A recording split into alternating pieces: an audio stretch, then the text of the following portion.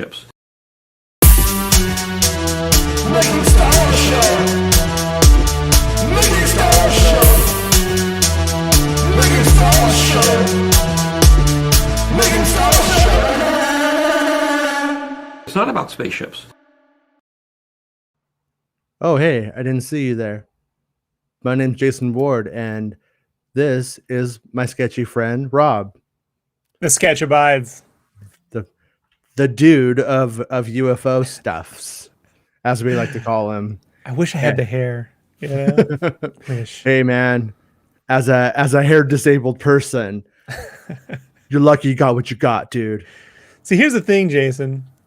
If you start working out, then you'll look like a racist.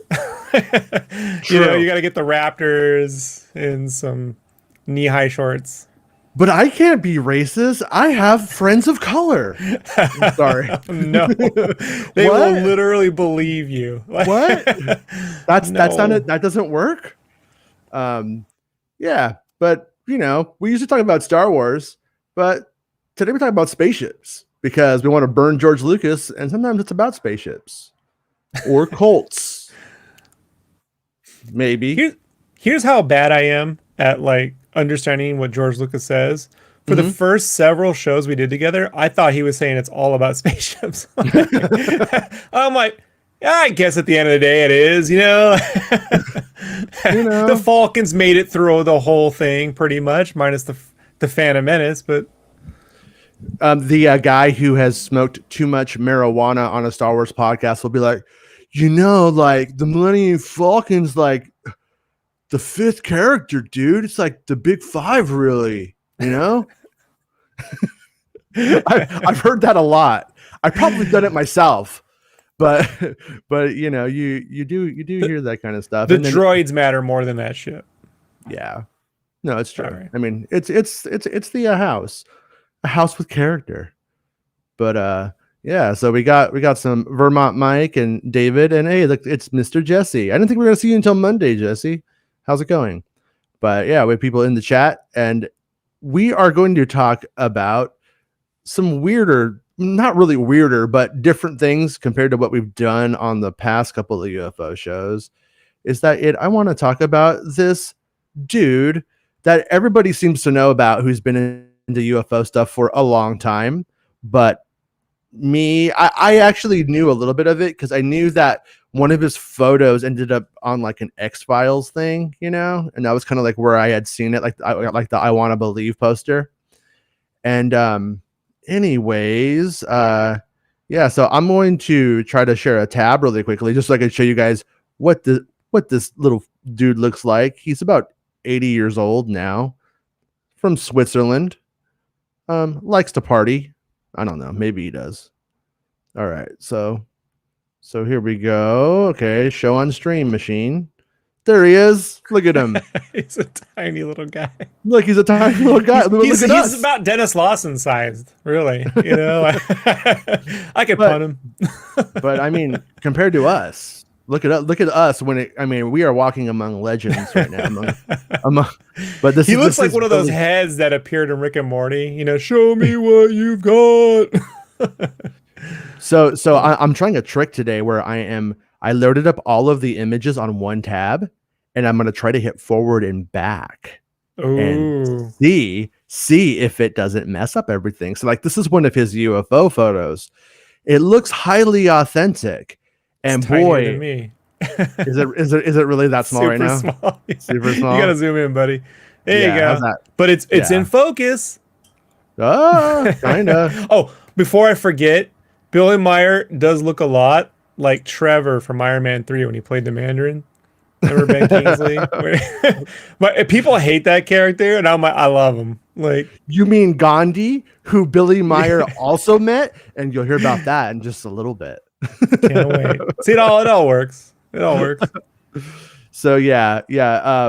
Most of the stuff I'm going to be pulling from is from my brains or this Gaia article. And the Gaia article just kind of seemed to like have it all. So I don't want to be a plagiarist. So Gaia.com has most of this information on it. And just Billy Meyer claims his extraterrestrial encounters began in 1942. So this is 5 years before Roswell. Roswell ripped him off at the age of 5 when he met an elderly Payarin. Are we going with Payarin? Payarin? Sure. he's from like Switzerland, so he's like Payarin. Look, named I have Swiss friends, but I try to explain to them that the extent of my knowledge about Switzerland is I've been there, but like I went on a tour bus and I mostly just got drunk and I forgot to bring gloves to snowboard and I fell in the ice with no gloves and realized how fucking cold ice was because I'm from San Diego. I thought you were gonna say you were frozen in the ice and then you were thawed out thousands of years later and you're like, what is this future? But I just kept yelling Swedish chef quotes in Switzerland. And they were like not funny. I'm like, bork, bork, bork, bork, bork. You know, it is funny. Yeah, learn how to laugh. Somewhat Swiss racist. Yeah. You can't. I don't know. I mean, I'm gonna go. When you come from like a highly oppressed people, when shit hasn't really worked out classically too well for you, and somebody goes racist, you go like, oh, you know, that's messed up, man. But it's not racist if it's a Muppet, though, right? I don't know. I mean. What I'm trying to say is like Frito Bandito, that's done some damage. Yeah, that's not there's been like some guy who's like, hey, you know, like I want to get a job, and they're like, oh, siesta over here, not getting the job because of that. That's way different than saying Swedish. No, that would be nobody. Fucking Heidi Klum walks in and is like, yeah, I want a job, and then they're just like, oh, look at this Muppet. That just doesn't happen. It's just not a thing. She's Heidi Klum, bro. Yeah, that's true. Yeah. Well, I mean, but she's probably an alien too from the stuff that I've learned from this, because as I was hearing about his depictions, I wish I had time to like pull it all together and make this like a 4-hour long deep dive. But man, some of the aliens and like how they look, sometimes there's just like no detail at all. Sometimes you just like, you know what? I haven't made that part up yet. That's kind of the vibe I get as I'm going through this. I'm like, you know what? Don't know yet. But so anyways, yeah. So there's this article called Billy Meier, a peculiar young man. I kind of skipped the intro because, you know, we kind of did it already. So it says that Meyer was born to an ordinary family with loving parents who raised him and his siblings in a quaint village, previously unknown for anything extraordinary. Okay, so just your average little Swiss boy. Okay, he's like, yeah. Is that how they sound? I don't know. No. You've been there. I haven't. What They're incredibly nice people who are patient with the idiot kid from a desert who forgot to bring gloves to snowboard. By the way, I didn't even bring clothes. I like do the rental gear, so I was like in blue, like it almost like a prison outfit. You know, just blue instead of orange. The only thing I know right now is that they convinced people that selling cheese with holes in it so they could sell you less cheese was a thing, and we bought into it. And Billy Meier, so it's genius though. It's capitalism. Gotta give him that. Do you think he was looking at Swiss cheese like in the holes and was like, "Those look like little spaceships. Those look like little flying saucers." Bro, I think Billy Meier literally looked at every cartoon and B-50s movie and was like, look, I better do this before George Lucas puts one in a movie, you know? Yeah. He's like, I got I pretty much got two paths right now. I could go Charles Manson, or I could just take this to to spaceships. Manson, or Billy Meier. It's a little bit of a difference. Yeah. I keep wanting to call him Billy Madison. You know what? It's not the difference. It's not that big. I don't know why. Yeah. So anyways, as a small boy, like other children, he would play in the nearby woods. You know, what are you going to do? Go play in the woods, you loser. Where his otherworldly relationship with Sfath. Do you think it's Sfath? We're going to go with Sfath? Sephiroth? Sephiroth would strengthen and last for 11 years. And I don't remember if this article has it, but he ends up, forming this relationship with Sfath. And Sfath, talks to him mentally through telepathy. Of course. And eventually he goes to a priest and is like, "Hey, priest, I'm talking to aliens in my brains, and and tell him It's what he horrible. knows. It's what they sound like." And I've decided, I don't know. And basically, the priest is like, "Hey, look, man, that's called telepathy, and I have it too." And I have it This is too. how we all talk to Santa in the sky, Yeah, right? yeah. Not And to be confused with Star Wars Santa. So before I go too far into this, like I'm starting to wonder as I was reading this. I don't know. The Green Knight saw a lot of weird shit. Yeah, true. And you bought into all of it, so seems a little Metaphorically. metaphorically, except for the talking tree person, literally at the end of the film. No, that was like, real. It was Uncle Owen. It was just a wooden Uncle Owen. What's weird about that? I have a plastic Uncle Owen in the garage somewhere, I think. Anyways, yeah. So I'm kind of wondering. I mean, not to be completely crass, but I started to wonder if this priest was banging little Billy. Oh no! And telling Really? him, yeah, because the priest tells him, "You have telepathy. Don't tell anybody." They decide to keep it their little secret. Okay. Did the priest give that interview, or did Billy Meier tell him that the priest told him he had special powers and not to tell anybody? It's documented. Because we might be throwing some poor places. priest guy under the bus. I mean, well, look, so they we got don't know their his own name. We don't know his name. What if he shows up tomorrow? Yeah, I am the priest. I'm the Swedish priest. Well, he's I'm a dead by now, nihilist. so. What if he isn't though? What if he isn't? Like, it's like the one remaining dude. He's like, "I drank the blood of Sfath, and now I live forever."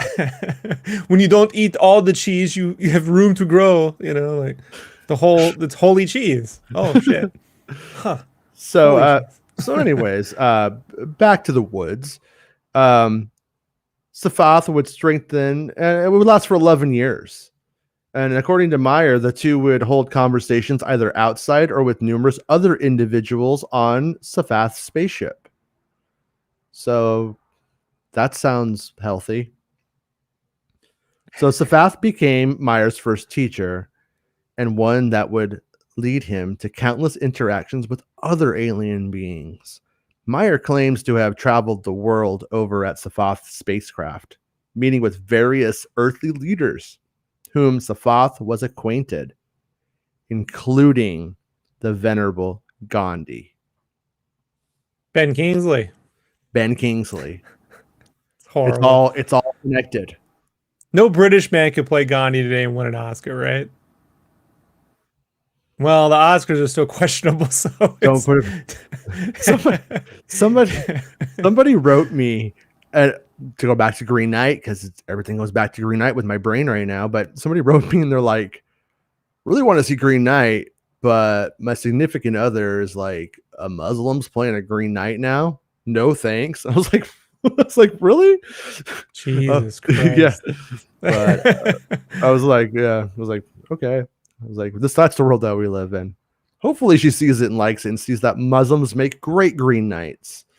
That's what I'm hoping for. That's Dr. Martin Luther King's dream, right? I don't know. So while Meyer has explained that he was able to speak to extraterrestrials via telepathy, Sfath nevertheless gave the boy a small translation device that could be clipped onto his clothing as another option. So that's pretty cool. The alien's like, "Hey, you know what? We could talk to your brain. That's easy, but what if we give you like a little device just to make it cooler?" Because let me guess, he doesn't have the device right now to show everybody. Well, as the story goes on, he does give metal, like rare metals, to like be tested or something. Oh, that old trick. And then they're like, "What is this? We can't identify it. What?" And then but then I guess like later on someone else wanted to like, "Hey, you know what? Let us take a look at it." He's like, "I don't know where it is now," or something like that. It just he didn't come up with it. In an attempt to make sense of the turn his life had taken, the young Meyer confided in his parish priest. Oh, here it is, parish priest, explaining his experiences with Sfath and telepathic communication. Amazingly, the priest had similar experiences with telepathy and was able to listen and support Meyer, reassuring him that he could not be afraid. This sounds kind of sounds like when Peter Venkman is trying to bang the blonde chick at the beginning. The priest, he's kind of he's like, you definitely have it, Billy. I told you, it's my favorite part of the film because everyone's in on torturing the one sane motherfucker who actually has ESP powers. And like, I just can't stress enough, for a movie about these guys who are actually going to fight ghosts and even save the world, he's torturing a man who legitimately has real ability just to impress a woman. like that is all right. That is actually a more accurate depiction of humanity than even like Men in Black, where like, oh, just do the right thing. Like, no, I don't think people would do the right thing at all. Have I told the snake story to you, or the snake biting the girl's face? So I had a date with this woman who was extraordinarily hot, at least to me, like my cup of tea, if you will. And she's always talking about her fucking snake. And I don't really care about snakes. Don't really, if you have a dog, like, cool. Like, I'll pet your dog. Let's take your dog to the dog beach. That sounds like fun. You have a snake. I don't know what to do with it, right? And then, so we go out, we have sushi. Everything's going really good. She's like, do you want to go back to my house? I'm like, yeah, I want to go back to your house. So we go back to her house, and she's like, do you want to hold my snake? And I'm like, do you want to hold my snake? But no, but I'm like, so I'm put in the position. I'm like, well, I guess I got to say yeah, or like I'm a huge pussy at that point. So I go and this is the test. And we started talking like during like the pandemic. So we weren't meeting, and then we got vaccinated and we were able to like meet. It was finally like, okay, now it's on. And so she's talking about the snake all the time, and she picks up the snake, and she's like, I don't know what she goes to do. Maybe she goes to give it a kiss. I don't know. But the snake bites her septum. It fucking bites it, and it's just hanging on, and blood's coming out. And I'm just like, I'm like in my head, I'm like, if I just pull the thing like it's one of those old timey toilets, what if her whole brains and everything just comes out like I flushed it, And then I'm like, you just stand there doing nothing. Well, I'm like, because I'm also like, I know if I pull it off in the wrong way, I can hurt her. If I hurt the snake, I don't want to hurt the snake, but I'm also going to save her and Snake's hurt the just snake if being I have a snake. to.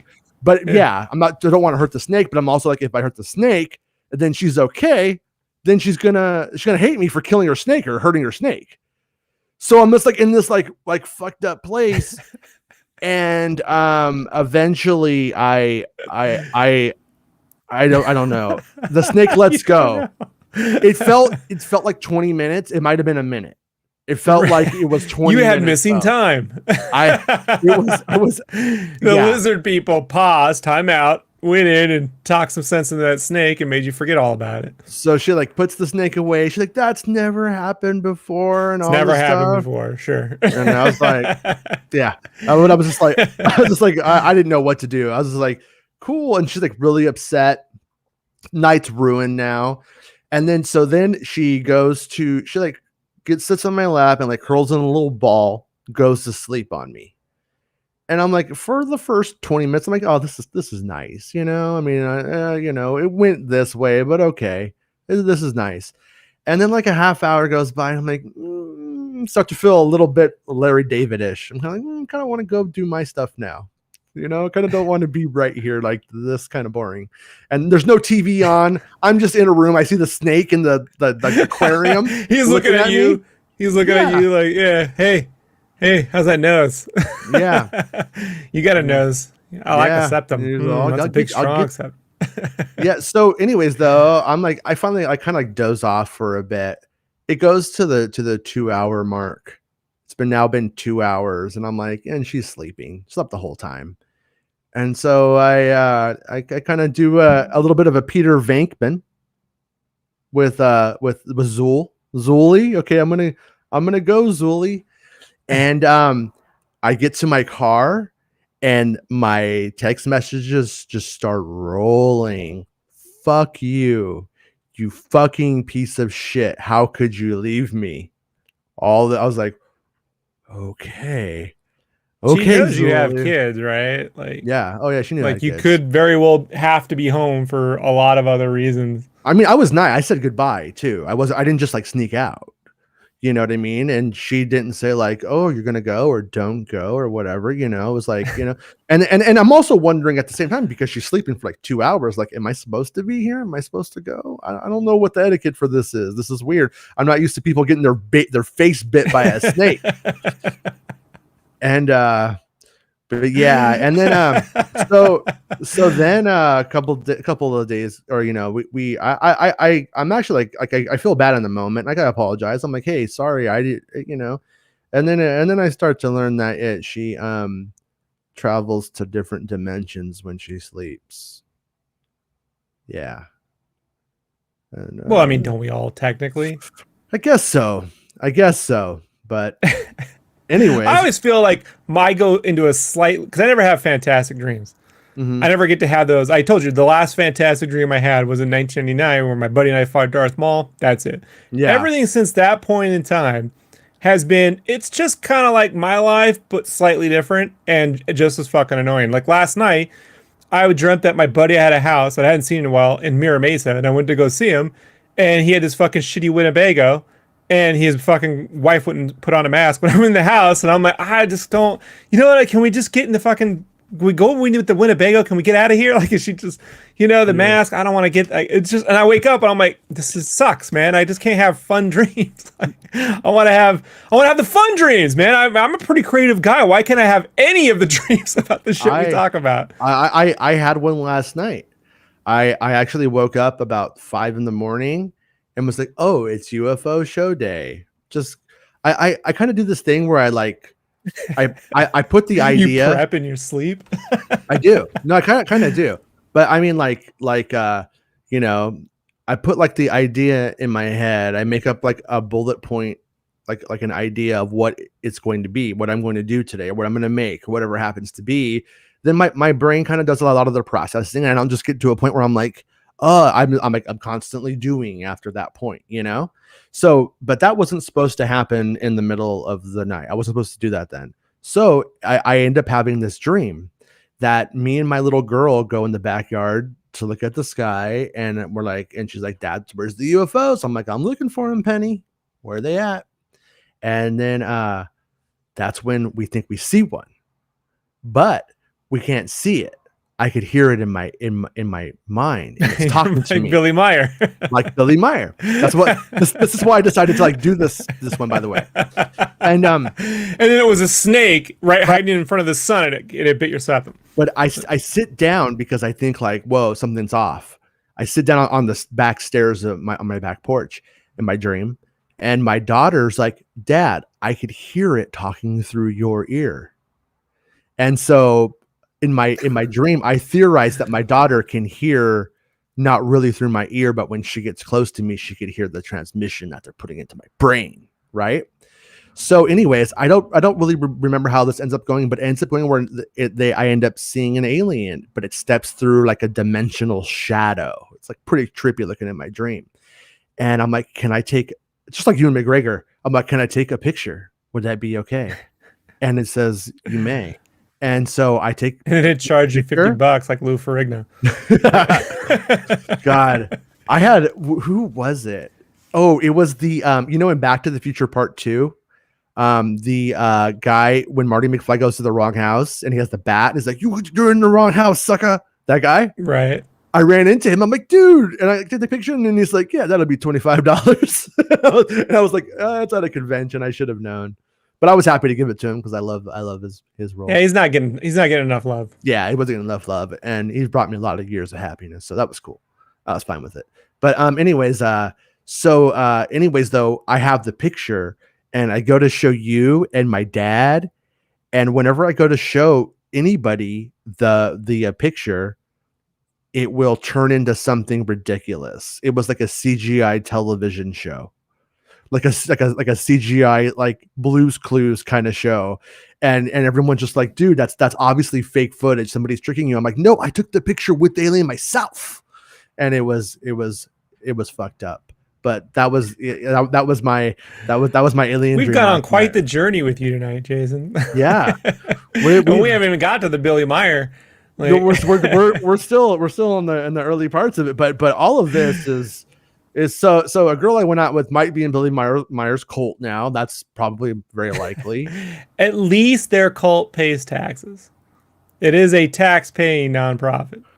Dude, I don't remember. I don't think I put all of the details of his cult in here now. But today, if you want to be a part of it, like you have to be like an active member or an inactive member. And active members, I think you just like give them everything. And inactive members, give them like 7% of your paycheck. You have to pay 7% of your paycheck, and you have to like clean his toilet and shit. To like clean his house and like do cleaning for him like every couple of months. it's kind of a cool deal for him. For Isn't that Scientology though? Kind of. I mean, like I said, it's very culty. But yeah. So, anyways, to go back to little Billy Meier. So, in an attempt to make sense, he tells the priest, him and Sfath, and he's like, "Oh, you have the power, Billy." Oh, one last thing. As I was reading this, you know how you'll hear today, like a lot of people in the UFO community who don't who want like a more science-based approach. They talk about like the woo, like that's crazy. Woo is like, the guy who peed on my rug. You like that? Yeah, I do. Yeah, it's clever. But I actually remembered the very first time I ever had that vibe, that feeling. And it was watching Ghostbusters when Dan Aykroyd and Ernie Hudson are driving over the bridge. I think it's the Brooklyn Bridge. Second favorite scene in the movie. And they're talking about like that. That's where I was like, oh shit. Like that was the very first time I ever experienced that. And then later on when I would see watch sightings on Fox as a kid, I'd be like, ooh, I'm getting that feeling when I watch Ghostbusters and it freaked me out. I like this. So yeah, give me 7% of your income, kid. this is my favorite part. Maybe Meyer was said to have mentally aged at such a rate that he had the maturity of a 35-year-old man when he was only 7. When I was in junior high, I started to become familiar with my best friends. Like, he had sisters, but I never met them, right? For whatever reason. I had known him since the 4th grade. Around the 7th grade is when I started to really meet his family. By the way, my dad never let me leave home, so that's part of the reason. But when I met his youngest sister, who was, I don't know, like in the 5th grade, I was in the 7th grade, she goes, I had the maturity of a 30-year-old woman. And I was like, you're crazy. Like that was the first thing. Now, I'm a pretty creative dude, and I've had some interesting life experiences, as you know. And I'm listening to her like, you're fucking nuts. You don't have the maturity of a 30-year-old. You're in the 5th grade. Like, well, I mean, if you put us together, we have the maturity of an 80-year-old man in terms of age, but our maturity level is actually about 14 put together, which puts us both at age 7 still.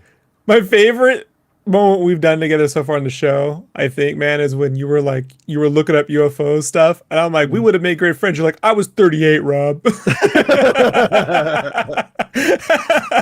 And I'm like, yeah, I still, 40 fucking 3 years old, man. I'm like, whatever. What's the difference? So, oh, by the way, his sister ended up in one of those tongue-speaking churches by the time she was in high school. So, Billy Meier or your friend? My friend's sister, with the 35, the one who, was also 35. She ended up in a cult by the time she was in high school too. So I guess 35-year-old maturity level just puts you in a cult. 35-year-old. Well, January 6th. I mean, that sounds right. It sounds about right. It sounds about accurate. Yeah. Good. These guys who like to make something out of nothing about Star Wars had Alex Jones on their show, which proves that it was exactly what we always thought it was. Anyways, they're Order 66 deniers. Yeah, that was what I said in the chat of what's it 3 Buck Theater. I was like, Order 66 were crisis actors. It didn't happen. So not the joke to make, but it's that ridiculous, you know? Like, it's that ridiculous. I don't know. I mean, anybody who would share the stage with somebody who claimed that kindergartners who were shot down were liars, actors, that their parents are figures, is a piece of shit. And if you would share the stage with him, you are a monster. Yeah, you are just a piece of shit. And you're fucking nuts. And I hope you all fucking someday come to the realization what shitheads you are.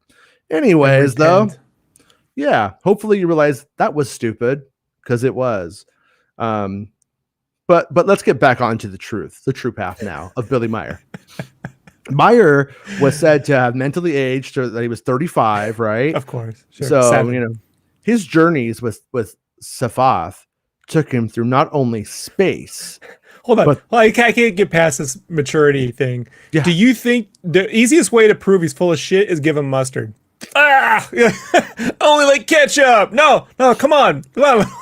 No, spicy mustard. Fucktard. Here, like, you know, like, you know, like, no, you gotta have the maturity. Like, a 35-year-old loves bitter foods. No 7-year-old. No 7-year-old is gonna be like, mushrooms. He's like, my body hasn't caught up with my brain. There'd be some excuse. Sure. He's all, I still like Kool-Aid chillers, you know? They're good. His journeys with Sfath took him through not only space, but the expanse of time, in which he saw himself in previous lifetimes and beheld the future of the world. Yeah. And immediately he bought all the stocks that he needed to, and well, you know, he invested in lithium before that was a thing. Because I'm a spoiler guy. I can't help but get to this point already. One of my favorite things is that he says that the aliens, that Sfath and his heirs, because Sfath dies, by the way, just doesn't make it. Anyways, he'll be like, so like, let's say like 9/11 happens, because today's September 11th, right? So like 9/11 happens. He'll be like, oh, the aliens told me that was going to happen yesterday. And he's like, I'm not allowed to tell you guys. They say the rule is I can't tell you guys what I know is going to happen. See, that was the thing on Coast to Coast when 9/11 happened. We could talk about it. Was every January, Art did a prediction show. People had to call in their predictions. And guess how many people predicted that a domestic terrorist attack would result in the death of 3,000 people and launch all of them. Right? Yeah, every single last none of them. Yeah. It's fun to listen to. I like to go back and listen to that one. Come on, waiting for it, assholes. Bring it on. Nothing. I will say though, like, yeah, like I do find the idea, like they say, you know, like the idea of like collective consciousness, like that stuff is like fascinating to me, you know, like sure. Have you like I don't know if it's all bullshit, but have you heard like how supposedly like there's like higher readings on certain things, you know, like before like 9/11, like before like a big event. Oh, you're talking about the egg? I used to go Coast to Coast too. Yeah, there's this egg they use. I don't know what the fuck it was. Some egg, which was like a name for something that they had at a university that could read mass consciousness or something. And it was off the scale before. And I'm like, then who gave the egg's going off, everyone duck and cover? Like, nobody. Yeah. Look, I believe, look, as an artist, I've experienced this. Matter of fact, there was a story. It's in the Art of the Phantom Menace book. It's when they were doing concept art, Ian McKeag and someone else was doing concept art for Padme. And Ian was saying, he's like, yeah, so I'm at my desk, and he drew Padme with a hawk or a bird, right? He's just working. And he goes, hey, what do you think of this? And he handed it up. And the guy across from him goes, dude, and held up and drew a bird too. Like they didn't talk about birds. He's like, what is that? I'm like, yeah, there is a shared collective consciousness. As a matter of fact, you can see people start to act in swarms with the larger groups they get. Like the most I've ever experienced it was the first time I marched. We had this giant company in basic training, 500 people. Normally they're like 200, maybe 100, but ours was 500 because they had this influx of Micronesians they had to get through, and for their citizenship, which unfortunately I'm scared to say they probably never got, given the way our country works. Yeah. But so we had 500 people marching, and I just realized we're all in step, singing the same thing. And if anyone picked a fight, we'd all kick the, like that's, I've never had that experience. Like, wow, we would all kick the shit out of someone. Like, simultaneously. You know? And then I realized there's something there when that many people do get lock in step. But none of them had the lotto numbers for next week's fucking lotto. Yeah. It wasn't like that, you know? And I've had experiences where I've seen things that may have existed in the future or not, but it's never like, you know, like, oh, I saw a vision of a towers and a great almighty. Every time I hear someone give a prediction, I just hear Rick Moranis and Ghostbusters. And then I saw a mighty Thor who came. Yeah. The very bit the sloth burning the hell of the door that day, I tell you. that is the best part. The very end is what sells the whole thing. Yeah. And I wonder, like, I know that was in the script, but Moranis delivering it and no so nonchalantly that's genius. Yeah. So, yeah. Yeah. I've always wondered, like, you know, when you hear about the people who could supposedly, you know, do remote viewing and they could see into the future and the past and all that kind of jazz, like, why don't they do the lottery, you know, and say, hey, I'm going to do this and I'm going to give it all to orphans. Before, so it's like you can't say I'm an orphan. Yeah, but give it to me. Give it to this orphan, please. Give it to. I'll take 10%. Another rug. As your agent, I'll take 10%. But, no, it's like you know, because I mean, you could justify it though. You could be like, oh yeah, you know, it's going to go to this dude in Orange County right here who already has a house in Newport, or we could give it all to orphans. So you're not really abusing your power. So let's go ahead and try it. You know, let's like do that, but. Whatever, man. I don't know. It make all of the stuff. It's like, but at the same time, I also get angry when it goes to the other side where somebody's always like on like our UFOs, which is a Reddit that I like to read for the most part. But somebody else be like, why are the photos always bad? And it's like, well, let's show them what happens when the photos are clearly in focus. but they're not. Just show them Billy's.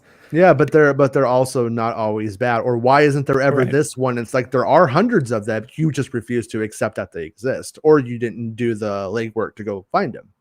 You know, for the most part. But yeah. So, anyways, back to Mr. Meyer.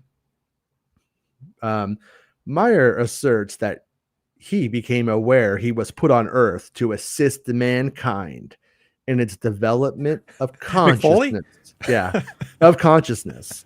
As he began writing down what he was learning, creating works on meditation and moral codes of conduct.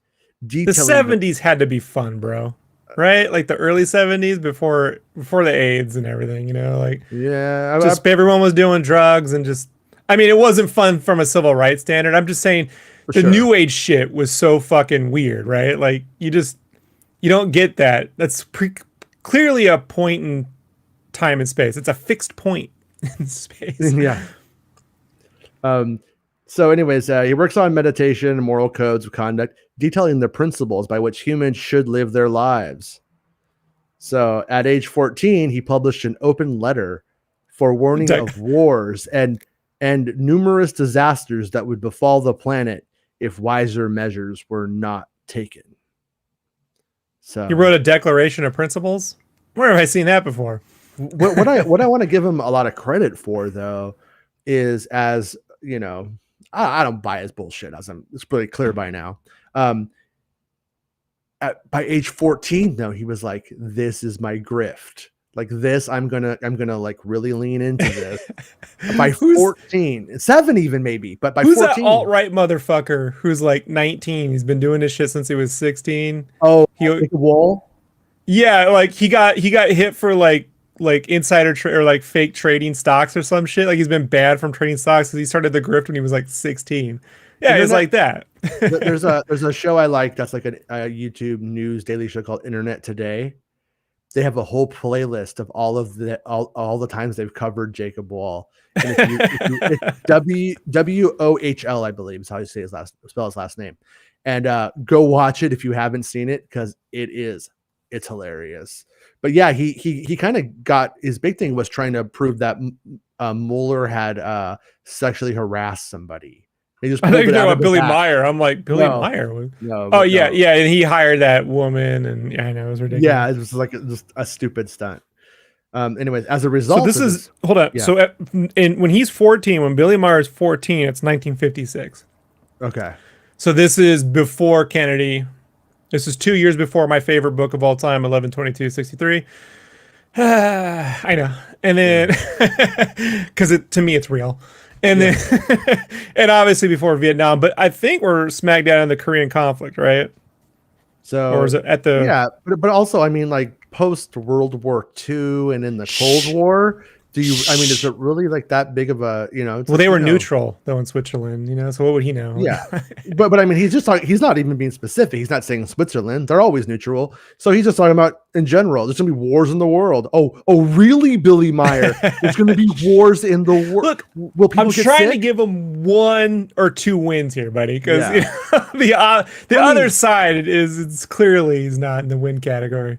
But for age 14, this is the Padme Amidala of fucking cult leaders. I'm giving him credit here. He's like, he's leading his people. So he published an open letter as a result of his travels and perceivably odd preoccupations.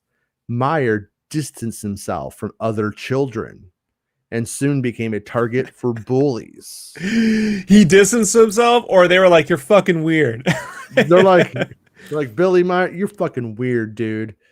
I mean, I was the kid who got the shit kicked out of him, and I know now it was probably 2 things. One, my mom abandoning me probably created some issues with my personality, right? Like I wasn't a mean person, but I was probably an introvert, right? Yeah. And 2, I had big ears and I was tall. Like that just created all sorts of challenge issues, on the playground with kids. So yeah. But you think Billy was telling everyone about his imaginary friends in the forest that take him around the world and that may have got him a sock on the arm? Yeah. Like, this is the Outsiders days, right? This is when Pony Boy in the book. So I remember being a dick to this kid in school, and he was lying. So I felt like he was a liar, therefore fuck him kind of thing. But he was new to school, new kid. He wore shades not unlike your own that you have on today. But they were a little bit more serial killer like. A little bit more like these are my sniping glasses kind of vibe to him. And so he tells me he's a spy. This kid, he said this is like 8th grade. He's like, I'm a spy, and I probably won't be here for long. I'm just here to check things out. And he's like Black Widow's family. Yeah, he's just like Black Widow's family. And I as a joke, I go, whoa, I don't want to know anything. Don't tell me I don't want to know anything, right? So but sarcasm got you at an early age, right? Oh yeah. No, so you were 7, but you had the sarcasm of a 35-year-old. No, I'm probably 14 at this time. 8th grade, 13, 14. And I think so he goes, but he wants everybody to know he's a spy. Right. Which is the opposite of what a spy wants. Yeah, he wants me to go, he's a spy, or everybody, new kid's a spy. Like he thinks like he's gonna turn into James Bond. He's gonna be sipping martinis, banging cheerleaders or something. So I was very flexible then, not now. But I pulled my foot up to my face, standing on one leg, with my Converse up to here, and I got on my shoe phone and I said, Chief, the jig is up. Oh, no. Nuki the spy. So, yeah, see? Yeah. So anyways, then everybody laughed, and I instantly felt bad. I was like, why did I do that? Well, you fucking lied. He's taking me for a fool. That kid runs Proud Boys now. Well, a couple days later during PE, he's running and he shits his pants. And between shitting his pants and being a spy, he's Liam Neeson. They called him the spy who shat me. Oh no. And Oh no. You know what it is? And this is a hard thing you have to grow out of. Is if you are the kid who gets picked on, when you finally meet someone who's lower on the totem pole than you have a choice. Right? You have that moment where you're like, my turn, right? yeah. Or and Or, I yeah. remember I went the opposite way. I felt sorry for this kid.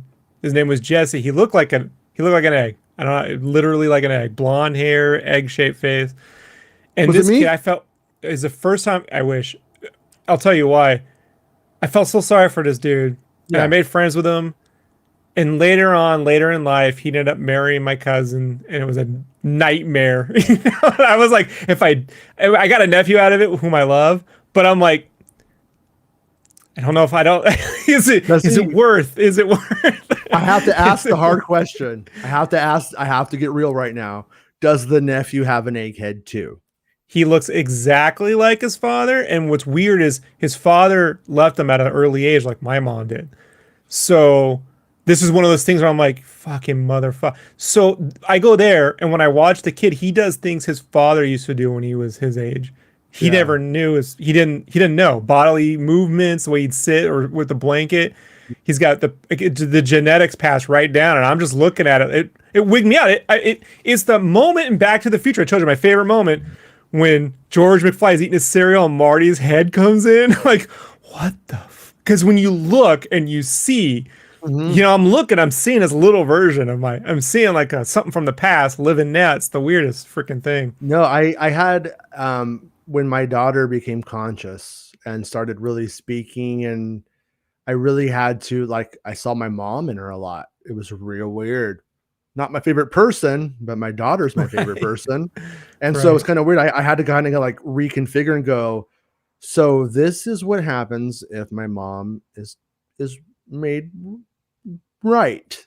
You know what I mean? This is what happens if my mom's not an orphan at 5 and put into the foster care. Well, my mom was like put in the foster care system, and I think that's her excuse, which got her. Why she pass it down to you, right? Yeah, which is you know, is what it is. But I got this myself, but I received this look a few years ago, 2017.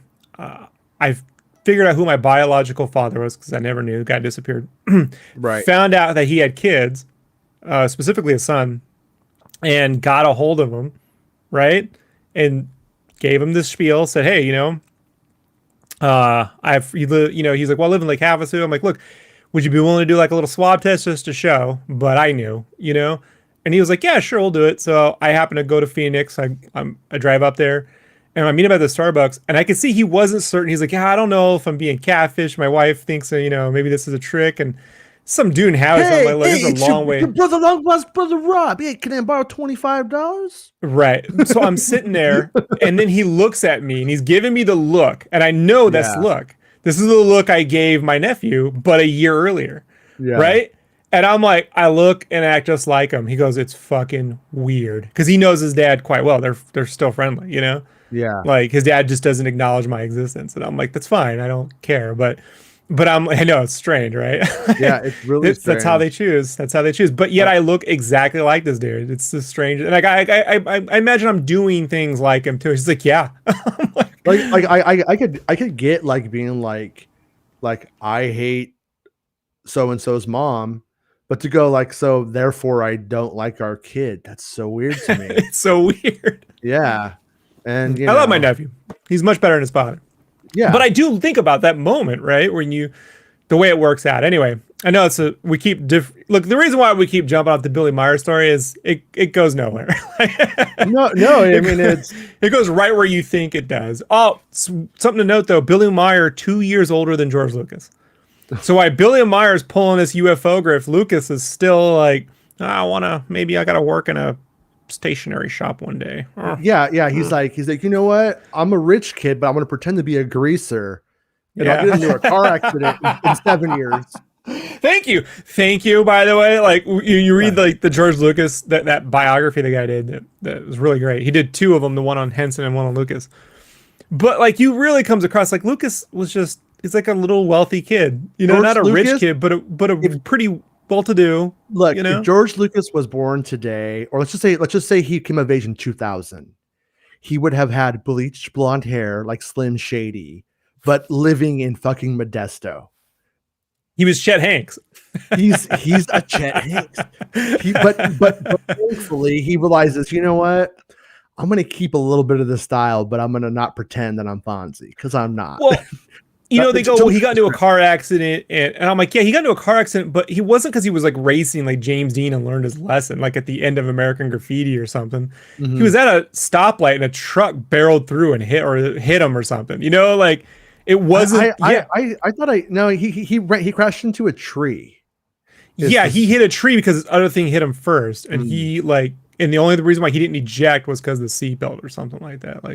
No, it turns out he didn't have the seatbelt broke, and the seatbelt breaking is what saves his life. Is the story goes. It does feel as somebody who grew up idolizing the hell out of Kurt Cobain. The book that they wrote, "Come as You Are," the story of Nirvana, is completely Kurt Cobain's own fan fiction about what he wants you to think he did. Like I threw guns in the river. I grew up in a forest talking to my Sfath. I bought my first guitar because I threw my stepfather's guns in the river. Then I fished him out and sold the guns. It's like, but that never happened. It's shit like that constantly. It's like what happens like when you are really boring but talented, and then you're like, oh wow, my story's so boring. I feel like I have to lie to make it sound better. It's like, every now and then I tell a story about my childhood, and someone from high school listens to the podcast, goes, "That's not what happened." That's not what happened. And I had to explain to them how like history is recorded by who sees it, and people interpret things. This is why one eyewitness at a jury trial is not a really good, not a really good thing to have, right? Because people have, especially when you consider trauma, like may change the perception of the way things happened, or your inability. I don't know, bro. Like, it's just funny. I go, you were wrong on that. I'm like, was that? Well, you weren't specifically right on this one thing. I'm like, so Spy Kid is going to call me. It's like, I didn't shit my pants. I sharted. It was a wet fart. That's it. Liam Neeson does it. And Liam Neeson's going to be like, actually, I just piss my pants a little when I drink too much. I never shit my pants, Rob. It's different. So I shit my pants when He's like, I use a bidet and I hold it in. Eventually, I just unclench. I have never used a bidet, but I would. If I installed them years ago, bro. If I had a house, I would walk around being like, my ass is always like I just took a shower. Ever since when I lived in Europe in the army, I was like, I never want whatever we had in this. If what we have in the States feels barbaric. So okay, so I heard with the bidet, you wipe, then you rinse. And that if you just go straight up bidet, you just make a diarrhea. You don't want to do that. No, you use less. You're going to use something. Right. Yeah. And even like in the stalls in Germany, you have toilet paper. But yes, you get rid of the stuff first and then you clean, like. So even the stall just has one. They just have them everywhere. Yeah. And what's really great is when you get up, it cleans the seat like a mechanical thing. It rotates the seat to clean it and sterilize it for the next person. Whoa. Yeah. Well, bro, America is literally not far from the Old West. Yeah, not much has changed. I bet they don't have our healthcare though. No, they will. Give it time. Upon his release, he joined the Oh wait, we're back. We're back. Wait, okay. Billy. Wait, did I skip? As a result of his travels, blah blah blah, he gets bullied. Eventually, tensions escalated to a fever pitch, and when a woman slapped him with a wet towel, Meyer returned the blow. Oh no! Oh no! An offense that landed him in a youth prison at age 14. So, like when you went to what was it? We had Chaparral. Chaparral was a high school for people who had like lesser grades and the troublemakers. So you didn't have to be a troublemaker to go. If you had lesser grades, they put you in chaparral as a lesson. I don't know to what fucking reason. Because it's Yeah. almost like you're stuck with these people who literally just spent like 6 months in juvie, juvenile hall. My buddy had to go because he got some poor grades, and then my brother did. So I Yeah, imagine, and you said you went to something like that, yeah, right? I did. Yeah, I was going to my like main high school, and I have like, believe it or not, really long pink purple hair, usually pink or purple, um, and wore grandma sweaters, and I was You weren't helping yourself. no, and I was kind of weird. Like fifth grade, I grow to 6 feet tall in fifth grade. I just grew to Right. 6 feet tall. They said I was gonna be 6'4". I just didn't grow anymore. I just grew to 6 feet and stopped. Just Same thing done. happened to me. Yeah. Yep. And so the whole time I walked this weird line socially between jocks who were like, "Hey Jason, come play football with us." Meanwhile, we hate all the gay kids, and we want to beat you up for wearing queen shirts. And I'm like, "Fuck Right. you guys!" You know what I mean? I'd rather Right. hang out with the gay kids and make art. And Yeah. it was always this weird like line. And like my best friend, who was at the time, goes to the football team. So I kind of have this one foot in there that I don't want kind of situation, you know? Why was I talking about this? Oh yeah. So then, Chaparral. by like the end of ninth grade, I am in full punk rock mode. I am down. I'm ready to fight. Beat me up. I don't care. Beat me up so I could throw blood on your new white fucking fancy shirt from the Gap. I'll do it. I love to do it. And so like, that's where I'm at. And anyway, so I end up going. So they kicked me. We end up playing a show. I put up a little piece of paper, a little photo of it on Twitter recently, of my band, which we called ourselves the Dirt Heads because it's what they called us. Almost the pinheads. Almost. the You're very Pinheads. close. I didn't like it. It wasn't good, but I knew that by embracing their term, it was aggravating them even further. And they're giving you free publicity now. yeah. Now they're saying my band name everywhere. And Clever. yeah. So but anyways, I get called into the principal, or there's a meeting with the principal, my teachers, a very Holden Caulfield-esque moment, you know. Why won't you just conform, kind of thing, you know? And the guy, the counselor was like straight up out of the 60s, not the good 60s, like he was a straight dude in the 60s, and Nurse Ratchet. Yeah, just still there, and kind of thing. And I got up and walked out, and I left, and I pulled a breakfast club and jumped over the fence, and so they couldn't catch me, and they were like, "Well, he's done. Goodbye." And so they expected me to go to that school for just a few months, do my time, really miss my friends and want to come. I didn't miss a thing. In fact, I brought people with me. I'm like, guys, it's cool over here. It's like way better. all these girls are pregnant. They want to have sex. And you know what the best part is they can't get pregnant again. No, I'm just kidding. No,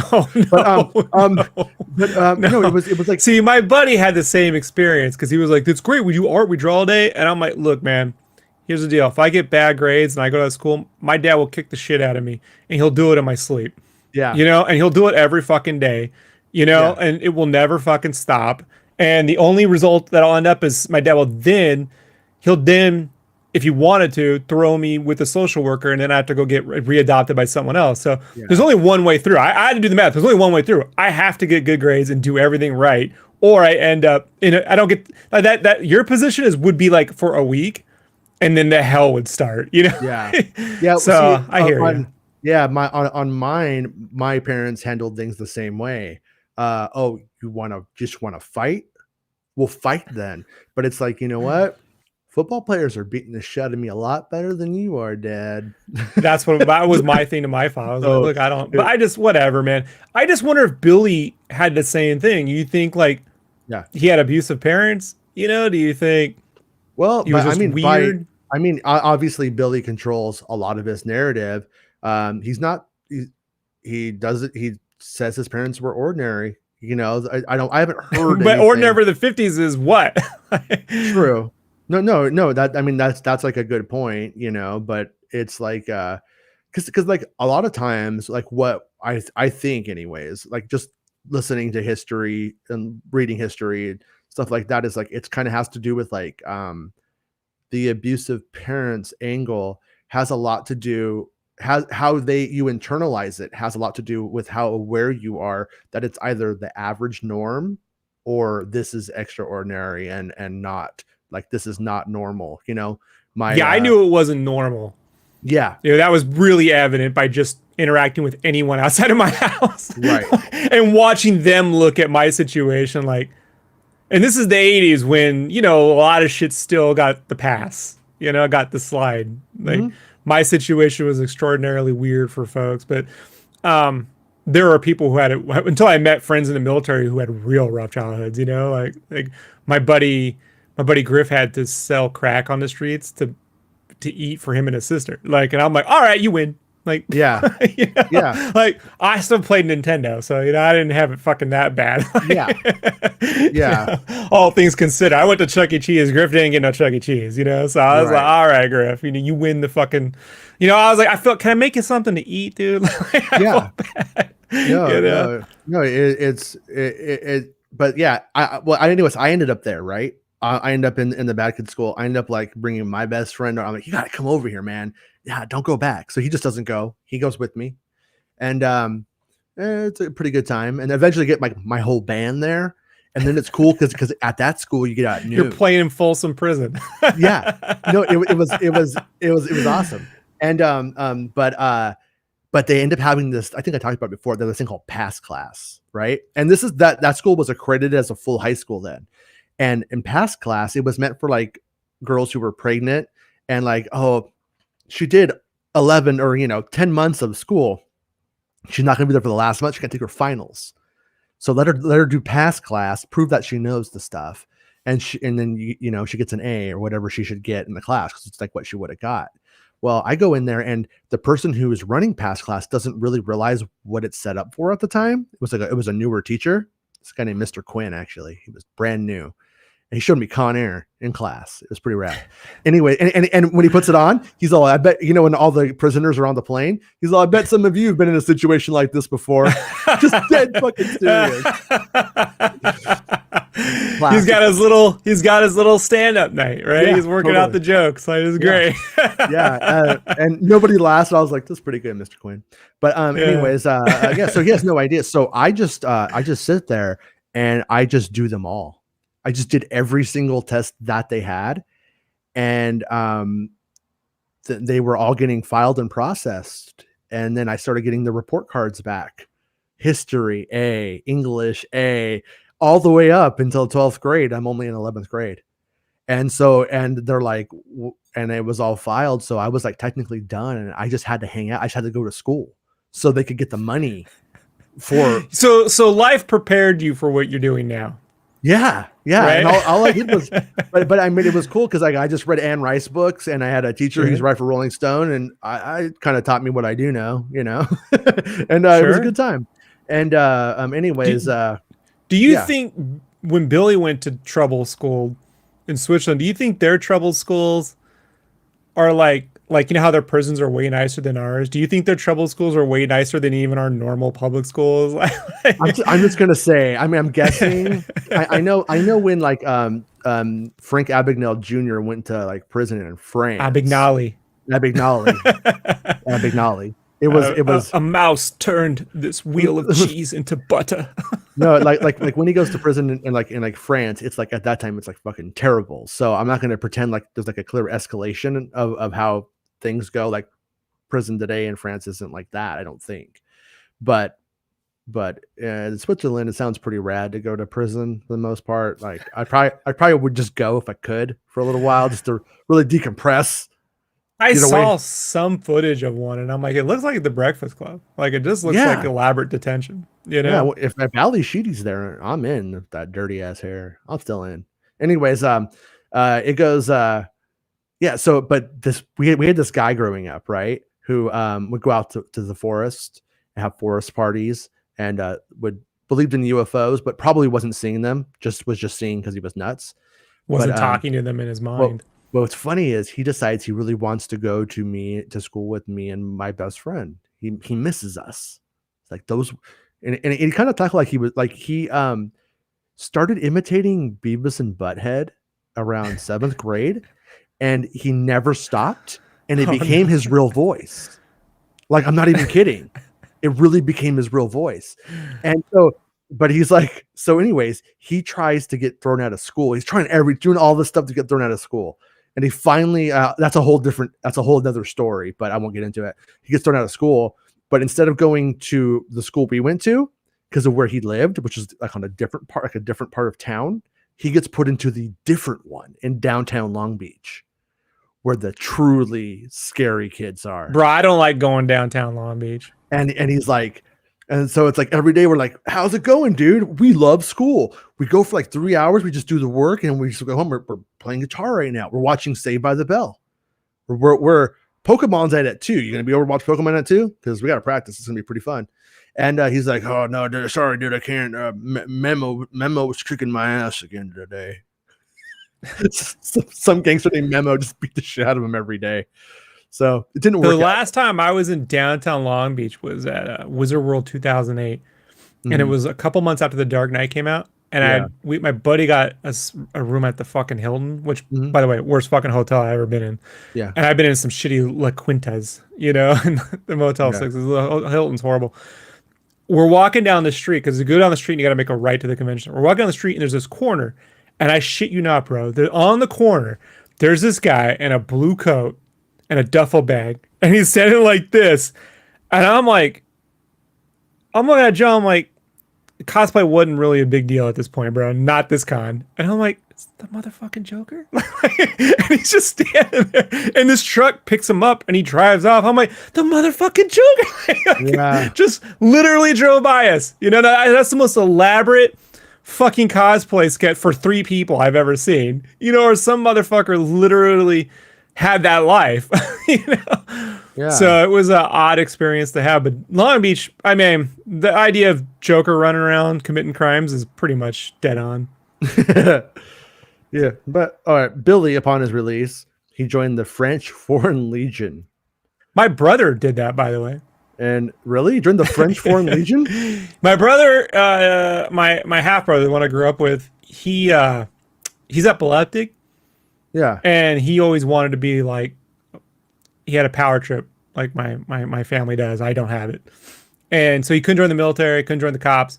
But the Foreign Legion would let him try out if he paid his own flight there and return ticket back in case it didn't work out.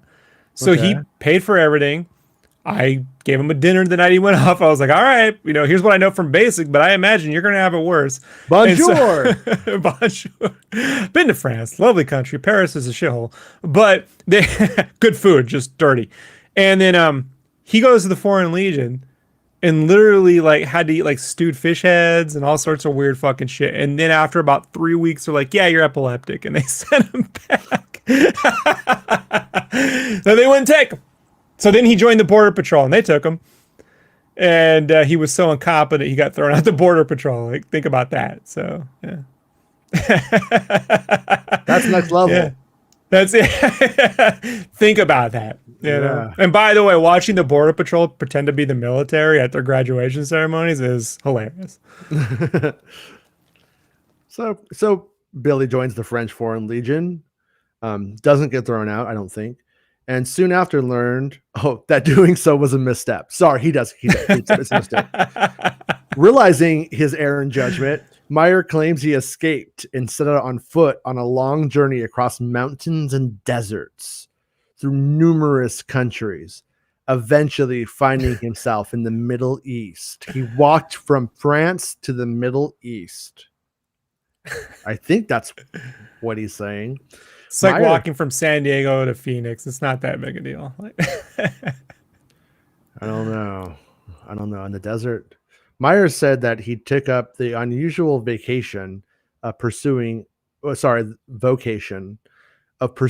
serial killers and mass murders to bring them to justice. Totally not to learn from them and get tips. Like, yeah, to bring them to justice. Billy, you have walked from from Paris all the way to Saddam Hussein's house. It's the Gaddafi at this point, buddy. You must kill Gaddafi. You must kill. I think he actually meets Saddam, by the way. You should know the Middle East was a nicer place in the 60s. Yeah, so, yeah. Just so you know. I mean, minus the Israel war, the 1964 Israeli war. Sure. Barring that, it was fairly, metropolitan. Oh yeah, no, that's when a certain someone was elected, and I started to see. He just did what the fucking Beatles were doing. Everyone was backpacking through Europe at that time. He probably literally was marching with some dudes, saw some backpackers, looked, and just went, and just kept walking with them. So, but I mean, the French Foreign Legion. If you join them, and then you quit, what? If you're not French, can they even do anything to you? I don't know. I know this. My buddy Barton, who passed away. Wait, this is the your buddy who was in the UFOs? Yeah, rest in peace. He almost joined the French Foreign Legion. He found it funny because he had to live with my brother. And when I told him about my brother's Foreign Legion experience, he's like, "What the fuck?" So my buddy Barton, he in the 90s, he was the drug runner. What he would do is he had a mohawk, he wore a kilt, he was all this into punk rock. And so he would put on a backpacker and he would carry in his backpack weed from Jersey to New York and back and forth and shit. Okay. Philadelphia, whatever, across the eastern board. And he was so afraid that he might have been tracked. He might need a new identity. So he said, when you join the Foreign Legion, you can if you don't have an identity, you can give yourself an identity. They give you a new ID card.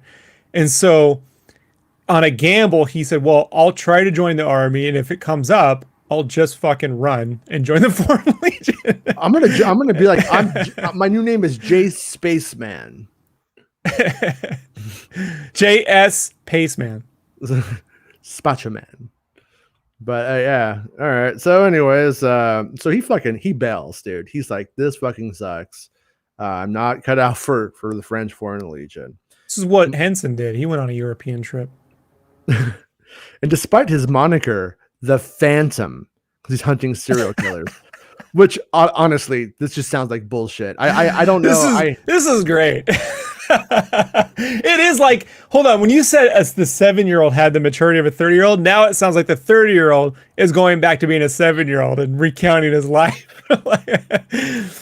His name was the Phantom, and he tracked down serial killers. He goes to youth prison at 14, and then upon his it doesn't say how many years he's there. So he went to what prison? Well, he goes to prison at 14 for punching a lady. He was in troubled school when he was 14. As an offense, it landed him in a youth prison at age 14, and then he gets released and joins the French Foreign Legion. So I don't know how long he was in kid prison for or whatever. Now, my friend, now we have the Netflix series to pitch. And it's just this little moment in time, right? Between all the voices in his head and joining the Foreign Legion and backpacking and hunting serial killers. All right, Netflix, check it out. Imagine this. Saved by the Bell. But Zach Morris becomes the cult leader at the end. It's set up, but we don't go there. It's not about that. But everything he does leads to that. I would watch it. At this point, it'd be Screech, but I guess he died, right? So. Yeah, that's true. Man, I heard it was fucked up. He had a growth on his neck, and it was very noticeable, and it was really there. And he thought if he got it dealt with, he would be laughed at. And I was just yeah, and I was like, that's the saddest thing I've ever heard. It's this really weird, it's fucking stupid. But it's also really deeply sad because he was so picked on and bullied over being Screech and all of the stuff throughout his life that he was he just didn't want to add one more thing to it. You know what I mean? In some way. And then he dies. Because, yeah, it's like the Gary Coleman thing when Gary Coleman got beat up was getting harassed by the lady, and he stood up for himself. And then the media made him sound like he was this guy beating up a girl, but it's little Gary Coleman. About that. Yeah, but it was fucked up. It was clear. It was clear. He didn't just go "Can I have your autograph?" and he started attacking her or something. That's a ridiculous claim. Anyways, so he walks to the Middle East. They starts hunting serial killers after that. he became the subject of 21 failed assassination attempts. I mean, it sounds like this guy is not 19, not 20. 21. It's remember that Key and Peele when he meets Andre 3000 and he makes him say his name. It's not Andre 3001. It's not Andre 2099. It's 21. It really sounds like he's like Napoleon Dynamite or something. Yeah, I like 21 failed assassination attempts against me. They call me the Phantom. So the director of Napoleon Dynamite also did Nacho Libre. Okay. And which I say those are the two best Nickelodeon films ever made. Both those are Nickelodeon films. When I saw Nacho Libre when it came out, and I did not care for it, and I'm curious if I didn't give it a fair shake because you didn't give it a fair shake. Okay, yeah. People goes no culture. I don't give it. It's fucking hilarious. It's super good. But I could see that tone with the Billy Meyer series, fucking just killing on Netflix. Like if we could get that crew together to make this. Well, it's like I mean, I don't remember the movie, so I don't want to like die on a hill for it or anything like that. But it's like, certain things are intended for a certain audience, and that certain audience is probably sophisticated enough to know like this depiction is fucking silly. It's not serious. It's not real. Unlike once again, like where you have like Frito Bandito and you have a white town in Kansas, and it's all they know of what the idea of what a Mexican person is at that time. Like you can have a little bit of leeway for flexibility, I think sometimes. But also, was it Wes Anderson who did Hotel Budapest? Guy, so it doesn't. Did Wes Anderson do Hotel Budapest? Yes. I could see the tone of this being like 21 assassinations, and it's just like one, and then it's just like these little like montages of different angles of the same thing. Yeah, it's like and then it's 3, right? And it's just a 2-minute sequence of 21 assassinations. Like it's like it's like if the jerk said he was almost assassinated 21 times because it was just cans. It was just 21 different cans that got shot. So despite his wanderings, Meyer continued to have contact with various extraterrestrials who communicated messages to him about the future of the human race. We heard you're the Phantom now. and how religious extremism is bound to damage the world. Eventually, not at that point. We never had the Crusades or any of that shit. well, and here's what's funny about it. It's all religious extremism is bound to damage the world. And it's like, yeah, you know what? You're not wrong there, Billy Meyer. Based on inside information he was given, Meyer became a prolific writer, documenting more than 24,000 transmissions that had been published, primarily in German. And but what's weird Mein about Cult. it? Well, there's like things about it where he's like, where they like kind of like at one point, I don't remember if it's in this one, but he has a thing saying like, oh, the aliens told me Jesus is one of them. And he didn't get it put on a cross. He was taken up in their spaceship. And when he went to the tomb, he was like beamed into the tomb, isn't that the Mormons though? Like, isn't probably. I mean, I saw the, what was it? The Book of Mormon before Pandy. Like I want to say like a year before Pandy. And I'm like, oh, that's probably like second favorite musical of all time. But I'm like, I think the UFOs were in there, but I can't remember. Yeah. But it's just kind of like all of his stuff doesn't even make sense in its own canon. Like he talks, like he'll talk about like meeting like Muhammad and Gandhi and Jesus and all this stuff. He time travels back and hangs out with Jesus and stuff. And it's like they say all this stuff is bad, but then like it's like join my religion, but he also co-ops it all. I almost think religion extremism is bad, so I'm going to create a religion and then hang out with all the historical religious figures, like the South Park episode where they're all like in the Hall of Justice, but with Billy Meyer, right? With Billy Meyer, he's our super friend. Yeah, he's the one who hunts down the assassins. No way. The Phantom. He's the Phantom. He's the Phantom. Phantom Menace. So, anyways, yeah, and then the article goes on about Billy Meyer's credibility. Among the thousands of transmissions that Meyer documented from his conversations with extraterrestrials and his experience of time and space travel are a myriad of prophecies, some that have arguably come to fruition, some that are said to have not yet come to pass, and others have been proven to be completely erroneous. Some of Meyer's claims involved not yet discovered facts about the solar system, including a description of Almathea, the closest moon to Jupiter, which he claimed was 200 kilometers or kilometers, I don't care which, in length, which unfortunately incorrect. A 1979 article in the New York Times also came to the same wrong conclusion about the same place. Meyer Meyer also asserted another Jupiter moon known as Lo had once been covered with water. That wasn't true, which was also later proven to be incorrect. Meyer's credibility fell further upon the discovery that thousands of photos he'd taken in the 1970s proved to be fabrications. So can I tell you where I come into knowing about Billy Meier? I want to say it was like 97, 98, right? Because it was after the Phoenix Lights, I'm pretty certain of. Right. But his wife, or his ex-wife, I can't remember what it was, but his ex-wife came out and said, yeah, all the stuff was models we made out of like trash cans and he also beat the shit out of her too. So if anybody's wondering if Billy Meier is actually like just kind of a cool guy, like maybe you want to hang out with them, maybe if you want to beat the shit out of ladies, he's cool. But if I remember, and I'm not, you know me, with languages, I'm horrible at the English, let alone German. But if I remember right, Meyer in German, it means like harvester or something, like a reaper, like it might be the Phantom Menace. Like, wouldn't it be great if Lucas was like, all right, Billy, let me Phantom Meyer. Yeah. No, Menace. No.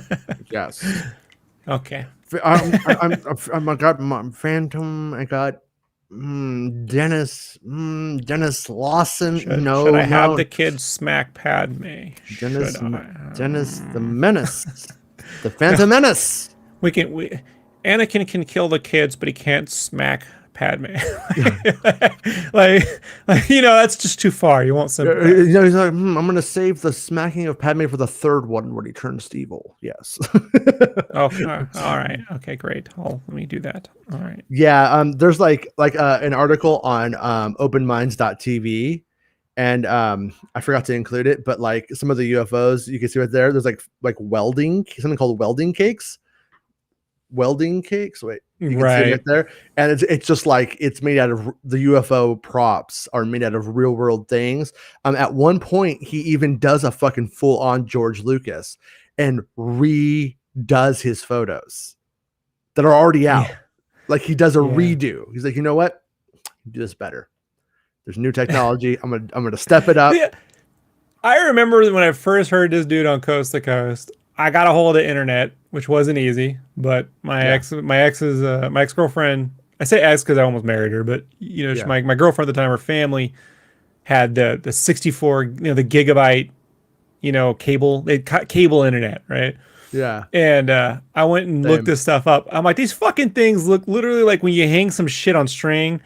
Like it literally looked like Plan 9 from outer space. Like, because like the scale of the tree to the ship, I was like, these what size are these trees? It was like the Zoolander sketch, these ant people. Is this a building for ants? What is this? Like the size ships are like, these are Minch size ships. Like, most of them to me look like fucking Land of the Lost. I mean, these are the old ones look better.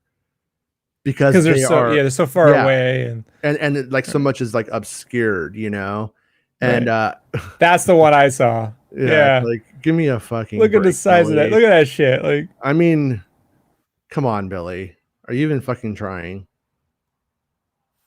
Now, do you think if Billy called in, do you think we'd juice him, tell him how much we believed in all this shit? We'd lie on air, and then when he gets off, they're like, fucking bullshit. like when those one guys had Alex Jones on, and they could tell he was full of shit, but they're just like, yeah, we're going to go with it. Billy's not a Holocaust denier, so it's a little bit different. Oh no, he's totally racist. He is. Yeah. I wasn't going to go down that rabbit hole. For Damn it. not to protect him. But I mean, yeah, he Protect. He already beats his wife. Yeah, that's why. No, I wasn't going to protect him. I just was like, oh, I don't really know if I want to go down. Like, I wanted to keep it a little bit light. But yeah, he calls Jews gypsies, and he blames them for everything coming in the future. So he's a Holocaust. He does exactly. He probably deny. I don't know if he denies the past, but he definitely does we need a straw man to beat the shit out of and blame everything on and put on. So he definitely plays. He others, and when he others, he thought the graphic novel Mouse was an accurate description, and that's what he is. Yeah. So you pretty much have a Swiss white guy who's othering Jews. So it's very familiar.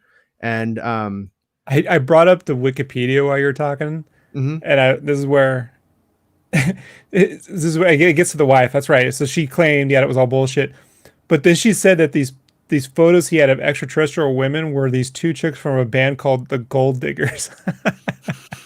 And it was later confirmed that the women in photographers were members of the Gold Diggers performing on the Dean Martin show. First off, how great is that there was a female band in the 60s called the Gold Diggers? Like that is like we need to find their music and see if it was cool. Yeah, I'm totally interested. And then he was like, no one will recognize this fucking band. Like, I'll just use them. They look alienish, And like I was thinking about this guy, like I was telling you, I think before the show, like today with the internet, this guy would be really successful, or he wouldn't go anywhere at all. It would be like one or the other, because he's be Jordan fucking Peterson, bro. Well, I mean, like back then when something airs on television, you might not ever see it again. Reruns aren't a guarantee, and so if you did do something like that, it was a grift that could go very far and maybe never ever get caught. And but as we know, things change, things were archived, and you end up finding it. But so anyways, so he's hanging out with extraterrestrials and stuff, right? He says, and him and Riley, they are involved. Okay, so so he has all this stuff that's wrong. I mean, and and then so anyways, the photos, you end up having like the photos are clearly not real. I mean, remember that Disney movie from the 70s, like with the space cat? Yeah, the UFO and space. It's on cat, Disney Plus. Okay, his photos look like they're fucking visual effects from that film. So dude, what they reminded me of? The Wonka Vader, like that. Remember that Wonka Vader? At the end of the end of Willy Wonka, he takes the elevator that goes upways and downways and sideways. It's the Wonka Vader. This is a Star Wars show. You say Wonka Vader. I'm thinking Darth Vader with the Willy Wonka hat. He's giving out candies to younglings and then cutting them in half. It's what Bansky likes to paint when his dam's off. So it's very street urbanish. Anyway, but yeah, it's like it looked like that kind of shit, with weird bobbles and doohickeys and stuff on there. Yeah. Oh yeah, his photos, they're called beam ships. Of course. These photos featured purported spacecraft referred to as beam ships flying over the countryside. Over the years, the validity of these pictures has been dismissed for a myriad of reasons, including that the spacecraft was perfectly focused and centered within the frame. Upon close inspection, numerous photos were also found to contain certain household items passing for pieces of spaceships, such as hardware wars, ice screws that suspended the models in air, or even cups, bowls, and paper plates that made up the bodies of the crafts. I mean, he did say they were crafts, and they're crafts, arts and crafts. Like, he's not lying to you. He's completely on. There's a show there where a guy fakes all this USO shit. It's just called Crafts, and he's just like an arts and crafts teacher, like Breaking Bad, but he gets bored and he just invents his own UFO cult with all of his supplies. Come on, Netflix. We want to do both of these shows. Everyone thinks they can make a Netflix show until you do, and you realize how fucking impossible it is.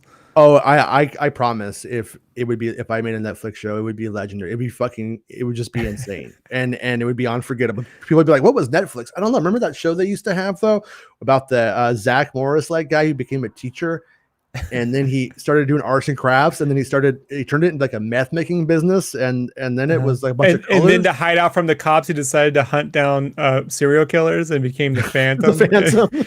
And then there was 21 assassination attempts on him by this cabal of. Well, that's just season 1 is 21 episodes. Each one is an assassination attempt on the Phantom, where he evades an assassination but also stops a serial killer. Anyways, it's a great format. You should check it out, Netflix, if you guys want to make some fucking money. He smacks a woman in every episode. Unfortunately, it's horrible. We don't agree with it today, but back then it was just the norm. No, you know what? Back then they're like, it's not the norm. We don't normally do this. What are you talking about? I mean, Don Draper woke up, made himself an old fashioned, and he smacked his wife. What? Never watched a single episode. Come of that on, show, babe. Come on, Netflix. Come Mad. on. You never watched Mad Men? Oh, you should definitely watch it. It's good. It's good. Yeah, I don't like the 50s. No. To its credit, it definitely it does a good job of, you could like see why it's glamorized, and also at the same time, it's ugly. It doesn't like they are the most. All of them are living like the nuclear family, and they are the most unhappy people in the world. I mean, that's the only reason not to watch it, is that it's a huge. It's one of those things I love about Back to the Future, because being stranded in the 50s would be hell for me. Yeah, like I hate I hate the music. I hate the culture of it. Like there's something about the 50s. It's so easy in this 50s. I don't know why. I don't want to leave it. I don't like it. I don't try. I couldn't try, like, unless there was a blue station, which what are the fucking odds there were? You know what I mean? Most of it would be playing that fucking Buddy Holly shit. You know, I just couldn't take it. Couldn't take it, man. Hate the music. Yeah, it gets better, but yeah. Despite the predictions, photographs, and false claims, Meyer somehow retained many followers due to several larger, accurate claims. He's really good at deworming horses. Yeah, it turns out he's like, I'm good at that. So. He foretold of 2 wars the United States would carry out in Iraq, as well as the dire effects of climate change and overpopulation. He is believed to have warned of the AIDS epidemic and that swept over the world, SARS. Oh yeah, that's the other thing. He also really, really hates gay people, and he has a word for them. I can't remember what he called them, but he like has like a word like I don't know. But he says that out of like the 240 different alien races that he's been in contact with, we're the only ones who go straight up gay. That's what he says. He's like, we're the only ones doing this. All the other ones are not doing it, man. They're Meanwhile, the shark literally gave birth on its own last week. Did you see that? No. Like the way biology works? Yeah, a shark. Like first time it's ever recorded that a shark gave birth on its own. Huh. You know, I'm like, it's the chosen shark. Yeah. Right? Like this is the shark that's going to bring balance to the oceans. That's Darth Shark. I mean, no, but I'm going to be honest with you with that. Now knowing what Billy said, if I am ever abducted, I am going to do lots of gay stuff with the lizard people. You're bringing it to the universe. Look, guys. Honestly, a little finger in the back doesn't feel bad. Just try it. Just try it. Hey. If you don't like it, then just don't do it anymore. But just try it. See, scented lotions help. Yeah, you know what I mean. And then that wasn't bad. Oh, how about my human wiener? Want to try my human wiener? Lizard people. 240 alien species. All of them had normal human wieners, even if they were Trandoshans and shit. Like, yeah. Even the robots were like, we still got peckers. But what I'm saying is, all of you abductees need to bring the sexual revolution to these other 240 alien species that are out there. You imagine the IG-88s being really homophobic? But I'm not sticking my thing in some random wall. You know what I mean? Well, my head looks like it could fit in a man's anus. Not doing it. And this then is a crude joke. Or LOM is just like, come on, guys. Forlom. Yeah. Come on. For LOM eats. He's the one with the bug head, 3PO with the bug face, right? It's Yeah, Forlom. Yeah. yeah. Or was that The Zuckuss? I can never remember. the 3PO Zuckuss. Okay. Yeah, yeah. The Zuckuss in 3PO form. Look, not for nothing, but every time R2 puts that thing into anytime Oh an yeah. R2 droid inserts I always just go, wow, you know, like what if it didn't want that? Like, I mean, what is a sentient computer and what isn't in Star Wars? We don't really know, you know, like is that I do remember the comic books actually like writing it out, like how R2 thought one time. Anyways, he's believed to have warned of all the stuff and terrorism in the 21st century. And Billy Meyer's great predictions continue to hit closer to home as humankind inches closer to the disaster at the hands of global warming, nuclear warfare, unchecked ecological damage, and overpopulation that taxes resources the world over. Among his darker predictions, Meyer warned of World War III, which would result from the United States' interference with the interests of other countries. This interference, he insists, will eliminate 3/4 of the world's population, devastating all major cities in North America. And he warns of it like a bunch of times. Like, August 29th, 1997. It's going to feel really fucking real to you too. Yeah. All right. Yeah. He warns of it like a bunch of times. You know, it doesn't happen. And Billy Meyer remains one of the enigmas of the UFO world community, which makes no sense. Like, and that's the thing. Like, and like I guess like, I mean, the question that I almost have to ask: does an asshole like Billy Meyer, who is just a terrible human being, a cult leader at best, and at best, apparently, yeah, and then it's called like this enigma in the UFO. I mean, clearly anybody who really cares about the UFO phenomenon has to think this dude is a huge piece of, you know, douche. And so with all of that in mind, do you think he was like put up because of like for like misinfo? Like do you think he's sort of a useful idiot? You know what I mean? Like when they were trying to like now today the government's like UFOs are real, flying saucers are real, Tic Tacs are real, pyramids or flying triangles real. Like we know this shit is real according to the government. Whatever it happens to be is the question, right? But at the time they were like, oh, let's make everybody think everything's fake. And like, does an asshole like how does an asshole like this like make it work? Well, first off, he's Swiss or German or whatever. So like, yeah.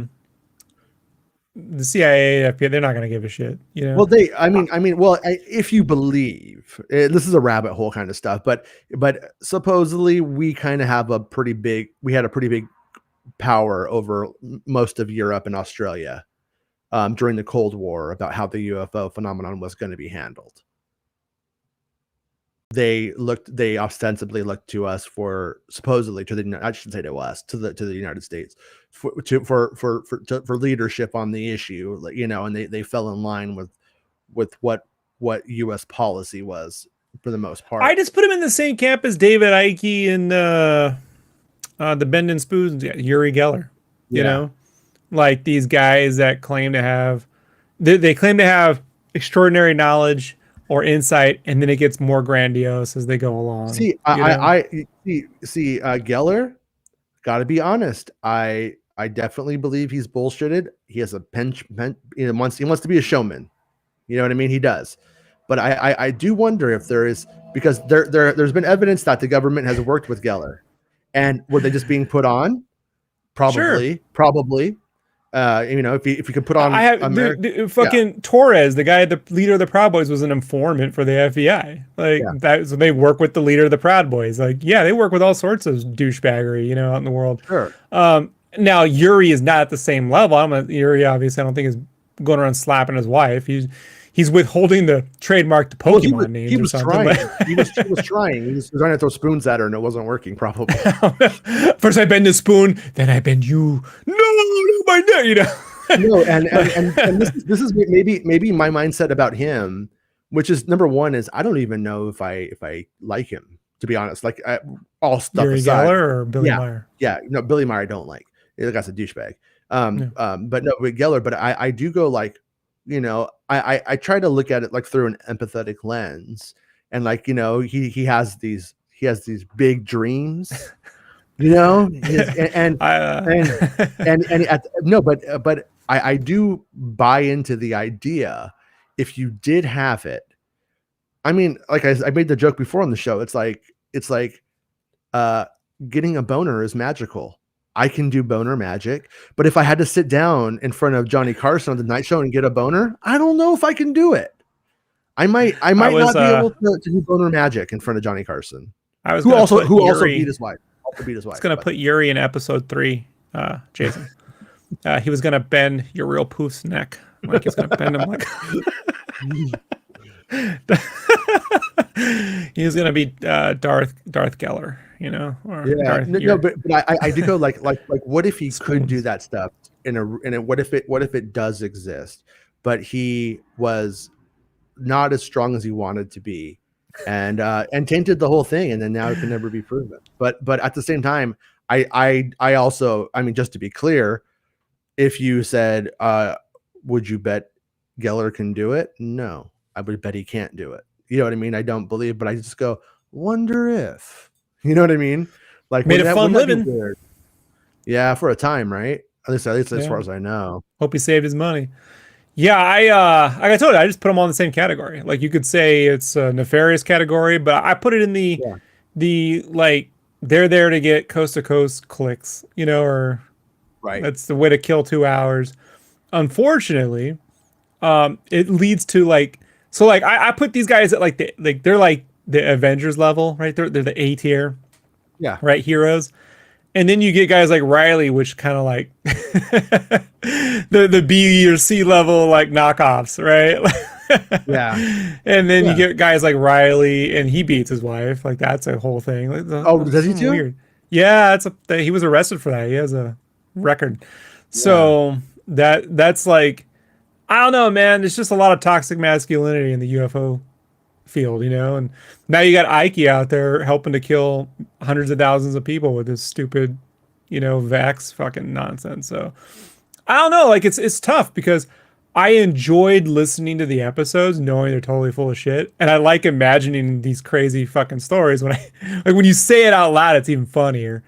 But then there's this hidden truth to it that when the interview turns off, they go back to their scheming and building their little spaceships, and that's like, But you know, but that's the other. no, but take it like down to the prequel level, right? Let's say Geller that we know from the Johnny Carson era is Darth Vader, right? But not everybody starts as Darth Vader.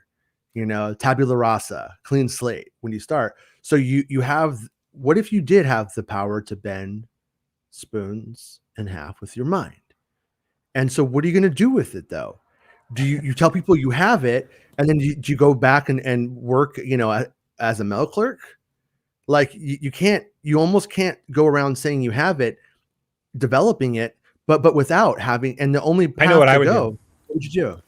I would do it, and I'm being honest. I would go to Knott's Berry Farm, so those little miniature fucking shops they got, and I might have bend all their fucking stupid miniature spoons because I fucking hate those shops. Yeah, Like- imagine like you're a little girl and you bring Geller home to meet grandma, and like you like leave, and like all those like dumb spoons that say like Utah are just Right. bent in half. Just bend them. Or I'd go to Hometown Buffet, and every time someone tries to eat their ice cream, I'd bend the fucking spoon away from their mouth. But I mean, but No. if it was real, and it is your calling or whatever, you have the power. There's not a lot you can really, not really a lot of places to go with it. You know what I mean? Yeah, Like yeah. what do you do? Grant with Morrison it? wrote, when Grant Morrison took over the new X-Men with Frank Quitely, Mm-hmm. he wrote, you know, yeah, the School for Gifted Mutants, you know, whatever, the School for Mutants has all these mutants, but then there's all these mutants with shitty mutations that don't have any special powers. They just look weird. Sometimes they're just a ball of jelly. Sometimes one just smells. What do these mutants do? You know, like they need a home too. They need a place where they can be mutants, but they're never going to be superpowers, you know? Yeah. So yeah, I mean, if you could bend spoons, what do you do with it? Oh, you turn it into a career. But I just figure, look, if you're going to be that good at bending spoons, you better be able to do it every fucking time, you know, on command. Yeah, but what if it doesn't work that way? That's all I'm saying. like I said, I'm just playing devil's advocate for it a little bit. But man, if I was in the X-Men world and I was dating that blue girl who could change into things, I'd be like, hey, can you be like Alyssa Milano from Embrace with a Vampire, like that 1996 era? And she'd probably break up with me right away. And I'd be like, oh, why did I not play it smoother? I should have went in slow. Or there's a situation where the end of the world hits and the only person left is you and Yuri, and he's ruined all the spoons. So no. You guys are all dead, right? And Yuri's in front of my house, and he's just like stopping the comment. He's like, he's like, turns out the aliens are spoons. No, I saw he's you got the one YouTube, power, and you believed in me. So it was crazy as people on Coast to Coast would buy the Billy Meier photos, you know, like they would purchase them or buy into it. And I was just like, I mean, I know it sounds weird. Well, Rob, if you can believe Bob Lazar, I'm like, well, I'm willing to be wrong on it. I'm not saying I'm right. I'm saying it's the one dude over 30 years, always had a ring of fucking truth that no one can get around, you know, and I still believe it. And if I'm wrong, then fine, I'm wrong. It doesn't fucking change my life, you know? Well, the people that UFOs are real. These people, but Bob Lazar isn't starting a nonprofit and collecting people's money and sending donations to the Bob Lazar Foundation to further hunt down. Imagine if Bob was like, and then I had to go hire all those. I always do the George. I gotta re-listen to Bob. But he goes, imagine if I had to go out and then I was like hunting down serial killers for the CIA you know, for 15 years, and they deleted that. And they called me the Revenge of the Phantom. They called me Element Agent 115. You know, girl, sir, we found a dead body here. Appears to be a serial killer. What happened to him? He got. Well, Bob, he goes, no, when they wanted 115. Yeah, when they wanted to do a movie on him and they wanted to turn it into Agent 115 is when he was like, nope, not making the movie.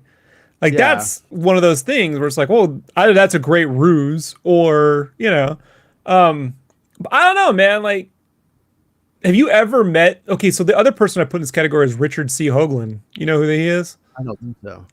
So Richard C. Hoagland, he's like, I used to work with NASA and I was a commentator for Walter Cronkite. Fucking whatever, man. This guy, basically what he does is he's the one who says there's crystal structures on the moon. And he always gets these photographs and tells you, look, there's a crystal structure.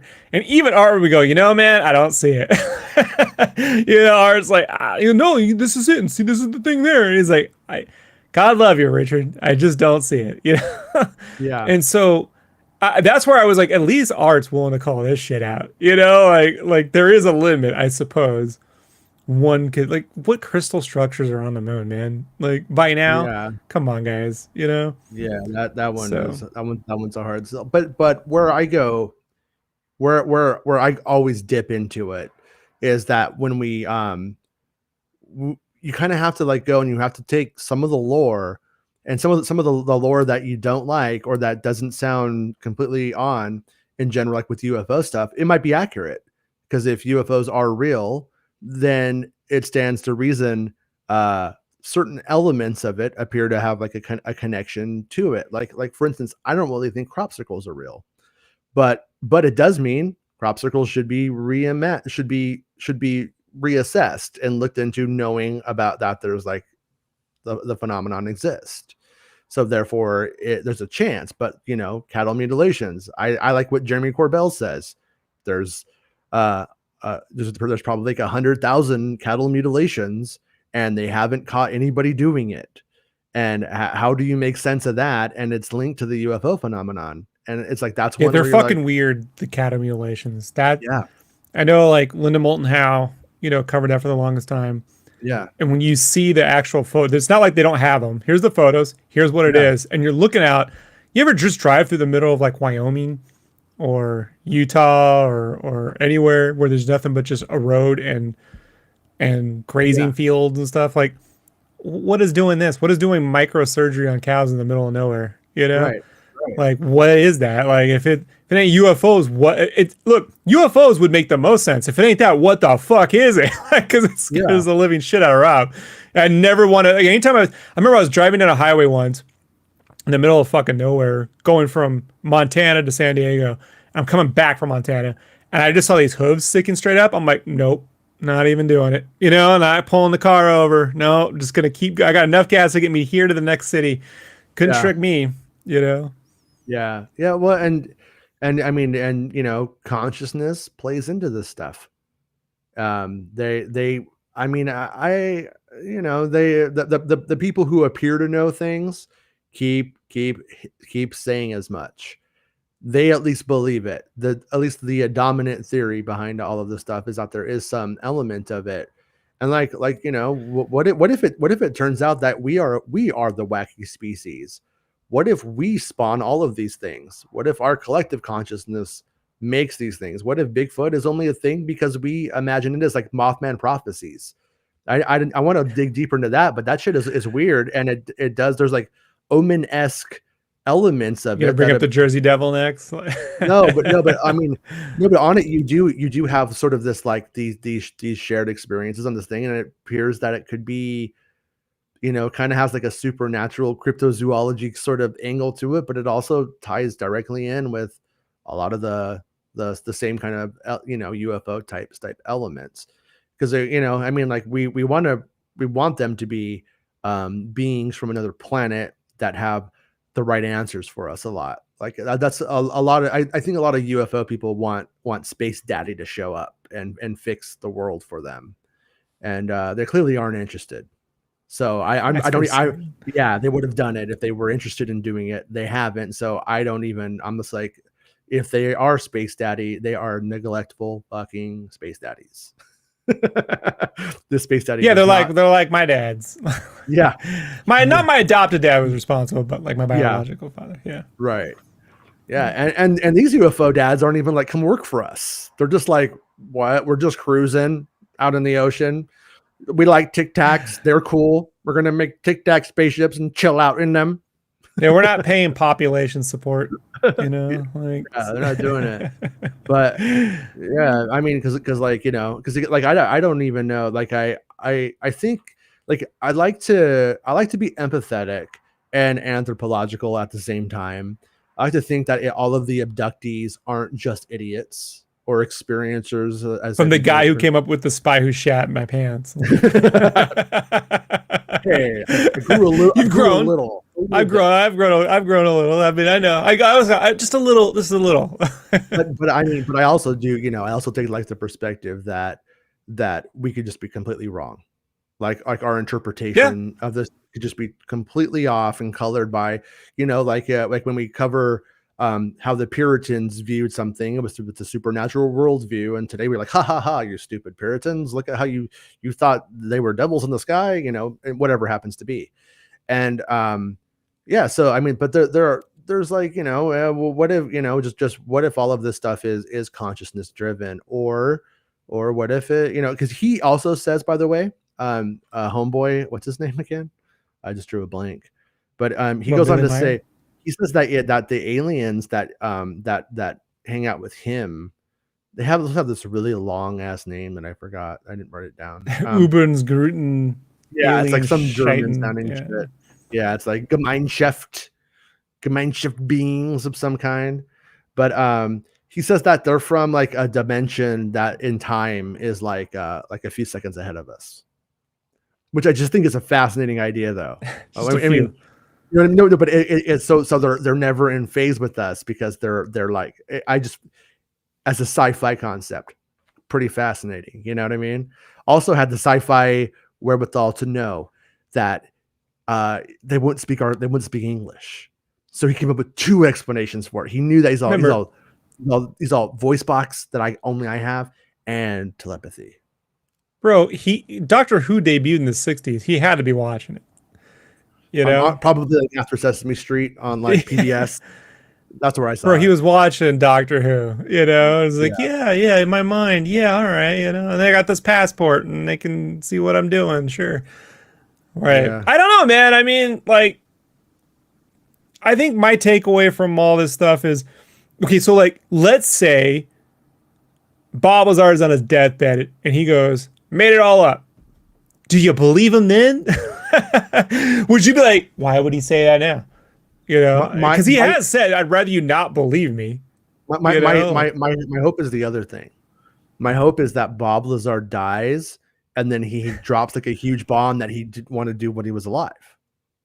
You know what I mean? Like he releases something or whatever. Like that would be the shit. That guy would be a legend. It's that just Dennis's address. His boss, Dennis. It just says it was all Dennis's idea. Yeah. He's like, it was Billy Meier all along. Ah, yeah. Well, I want to make a movie about Dennis that week. Just imagine you're like Dennis. You're like, you fucking got these UFO problems. You got this fucking asshole kid who's supposed to be doing science, but we have to fire him. It's the Gus Fring show, man. That's like when you have to see if we could just see Breaking Bad, like every episode from the viewpoint of Gus Fring on his day. So it only intersect with the events as it would have intersected in his normal day, but it all lines up in perfect time. Like that, that would be something. Oh shit. We forgot we have a chat. Vermont Mike says late one tonight. Yeah, the UFO one's always a Saturday night. We usually do our show like during the middle of the afternoon. Yeah, but you could throw me under the bus a little bit. I made Detroit style pizza tonight, and I screwed up the measurements on the dough and had to remake it. So it took me an extra hour. Did you have to like light a car on fire to like cook it in the trunk? No. All right. I know, pretty much. So. Oh shit. Hey Jess, you want to come on the show? It's done. Sorry, I didn't see that. I would have invited you, but you are always welcome. He puts his full info on there, don't he? So here is my home address and phone number. His middle name's on there too. Huh. I wonder how that confession turned out. Oh, with the priest, I'm guessing by the timestamp. So sorry. Yeah, now it's too late to join, but you asked that at a long time ago. I was reading the document. Sorry, dude. Is Billy Meyer still around? Yes, I believe he is like in his 80s, still living on the grift. You know, Jesse has a marshmallow head. Eric Denton says, "Sup, dudes? What's up, Mr. Eric Denton? If you're still here, we need to hang out soon." All right, what else we got? David says, "I'm dipping out at 41 minutes to watch a movie with my wife. Not because I don't like the show. Keep it up. I'll finish it tomorrow. Peace out, Robin Jason." That's totally cool, man. Always hang out with the wife over Star Wars buds. That is words to live by, I think. So my wife's doing taxes right now. She doesn't want me anywhere near. Because she's the tax man. Billy Zane is the Phantom. Isn't that crazy how Billy Meier said he was the Phantom, but then Billy Zane became the Phantom? Did you ever see when like around 2000 when Billy Zane was doing Al Qaeda videos but didn't know it? They like hired him to make like anti-American like propaganda and terror videos, and he's like in it, and he's like it's like Billy Zane. It like I think it actually probably really hurt his career. Is that why he disappeared? It probably played into it. I don't know if he knew, but like I remember like the Bill O'Reilly types really leaning in hard on him, and I was like, well, if he knew what he was doing, yeah, fuck him. But it did appear that it was like a trick, like that he was just like, you know, hey, do this video and we'll pay you all this money. And he's like, yeah, okay, you know, kind of like how people do corporate events, you know, but they don't really know what the corporation does. Corporate events for Al Qaeda. Yeah. I don't know. I typed in Billy Zane Al Qaeda.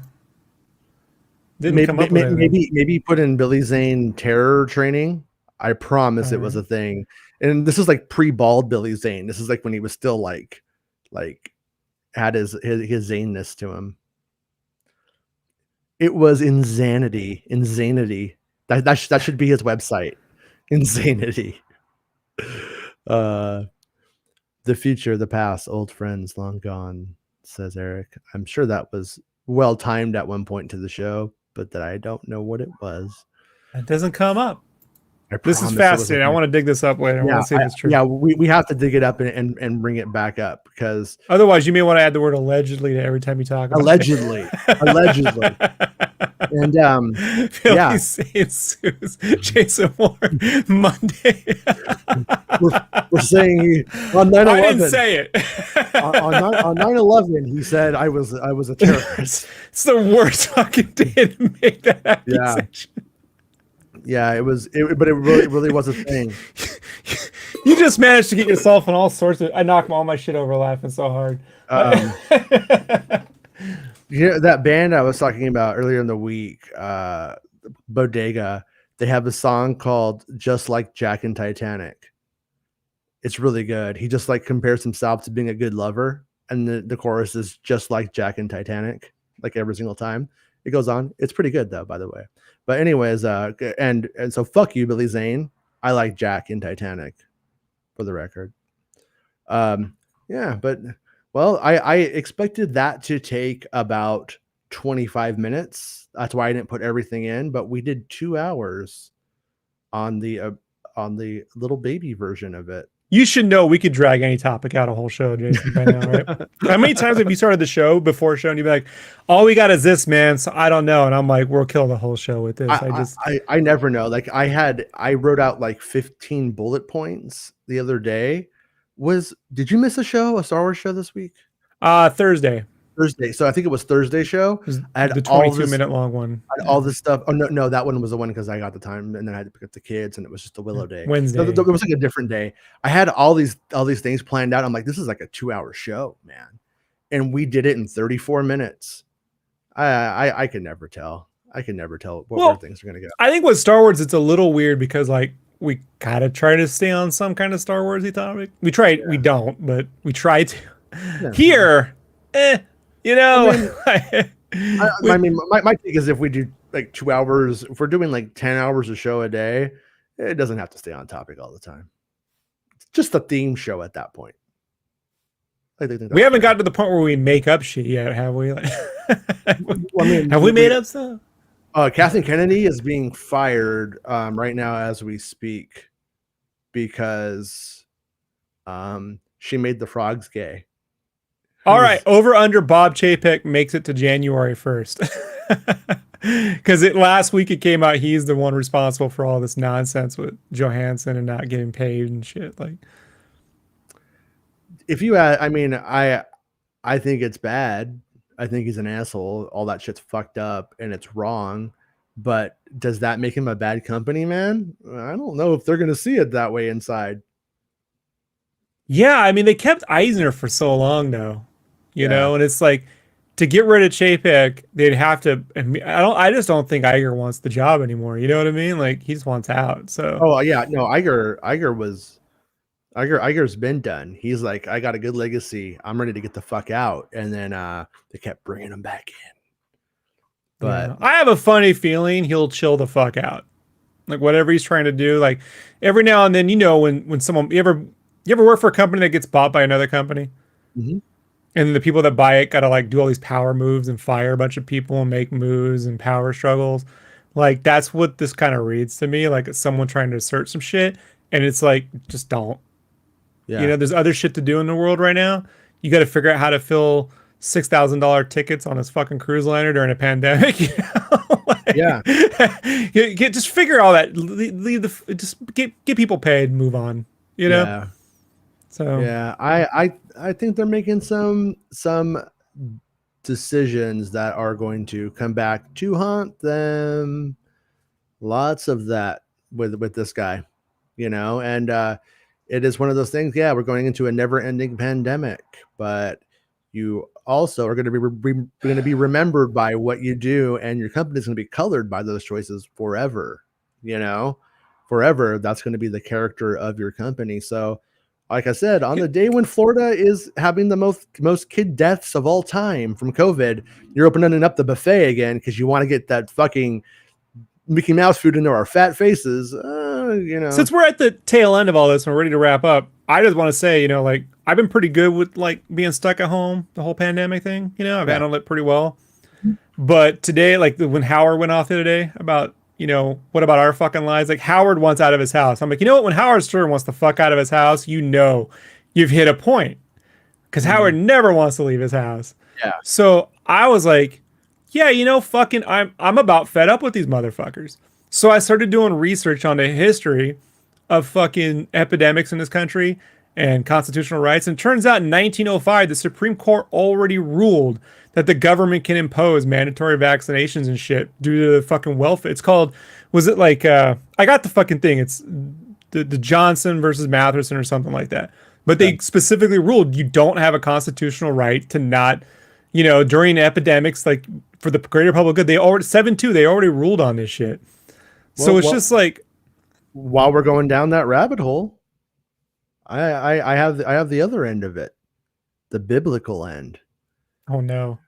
And yeah, I think there's this biblical, it's Isaiah 26:20-21 from the King James version.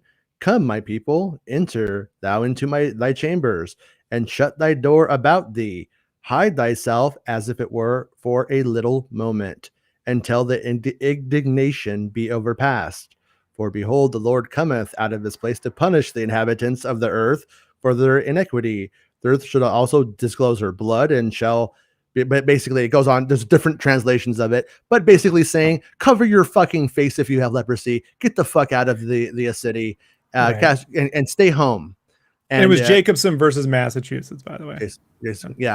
Yeah, but there's every single indication that there is really no historical precedence for being a huge fucking baby and getting people sick. I mean, I have a family member who we were just arguing with this week, who is insisting that it's going to kill them. They won't get it and all this stuff. And I'm like, you only believe that because an orange fucking Russian puppet told you that, who's now telling you to get it. So do you still trust the Russian puppet, or do you not? What is it? Well, that's where the real like asshole side of me comes out. And I'm like, well, take the Delta challenge, motherfucker. You know what I mean? Go out there and get the shit and prove me wrong. Show me that getting it makes you more safer than getting the vaccine, No, Like, go but get it. But I mean, like, I know it's a fucking dumb. They kill who knows how many people when they I do know. that. I know. That's the problem. It doesn't just immediately kill them. I know. And So yeah, and then the other part of it too is like when I see these people who are dying, I go like, fuck, man. Like I'll see people on Twitter going, yeah, fuck them, they had it coming. And then I just go, man, it's the Revenge of the Sith moment. They were deceived by a great lie. You know what I mean? It's like they really believe, they were willing to die because they put their faith in this really stupid group of people. And like, that's profoundly sad and fucked up. You know what I mean? Like they're dead. Like it wasn't, and it's like, I have a family member who's like, yeah, I support that. I support Trump, but use common sense. You don't put bleach in yourself. And I'm like, yeah, but if you're going to be the Jesus guy, aren't you the shepherd? The people who will put bleach in them, don't say that to the people who will put bleach in their blood. You know what I mean? They will die because they Right. do need you to shepherd them. And yeah, lots of hypocrisy, lots of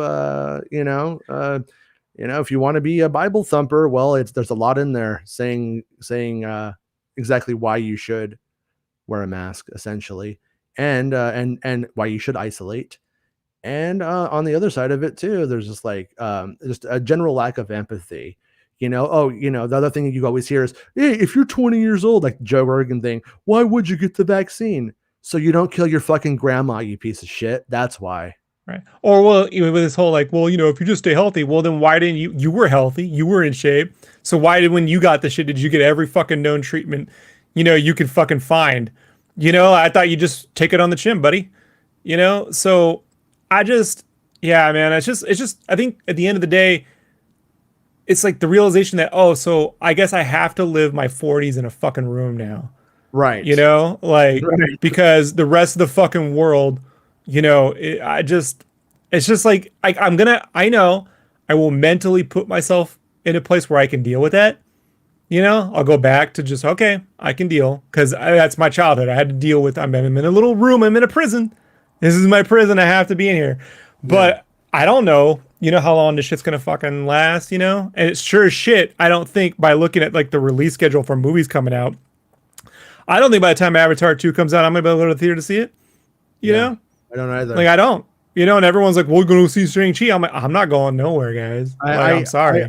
I do think they're going to come up with that cure, the one that the one the COVID buster, you know, the one that they're testing on the piggies right now. Unfortunately, poor piggies. But thank you, piggies. But that said, I do think that they're going to cure it, but I think that we're going to be in this fucked position until then.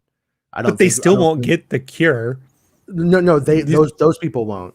Right. But the rest of us can, and that's where I'm like, the last thing I want to ask you. I'm cool. Once my kids have it, I'm cool. I got my kids the flu shot today. It's like, why wouldn't I? That's the thing I've been worried about for you, like when they had to go back to school or wherever else. I'm like, fuck, dude, you know.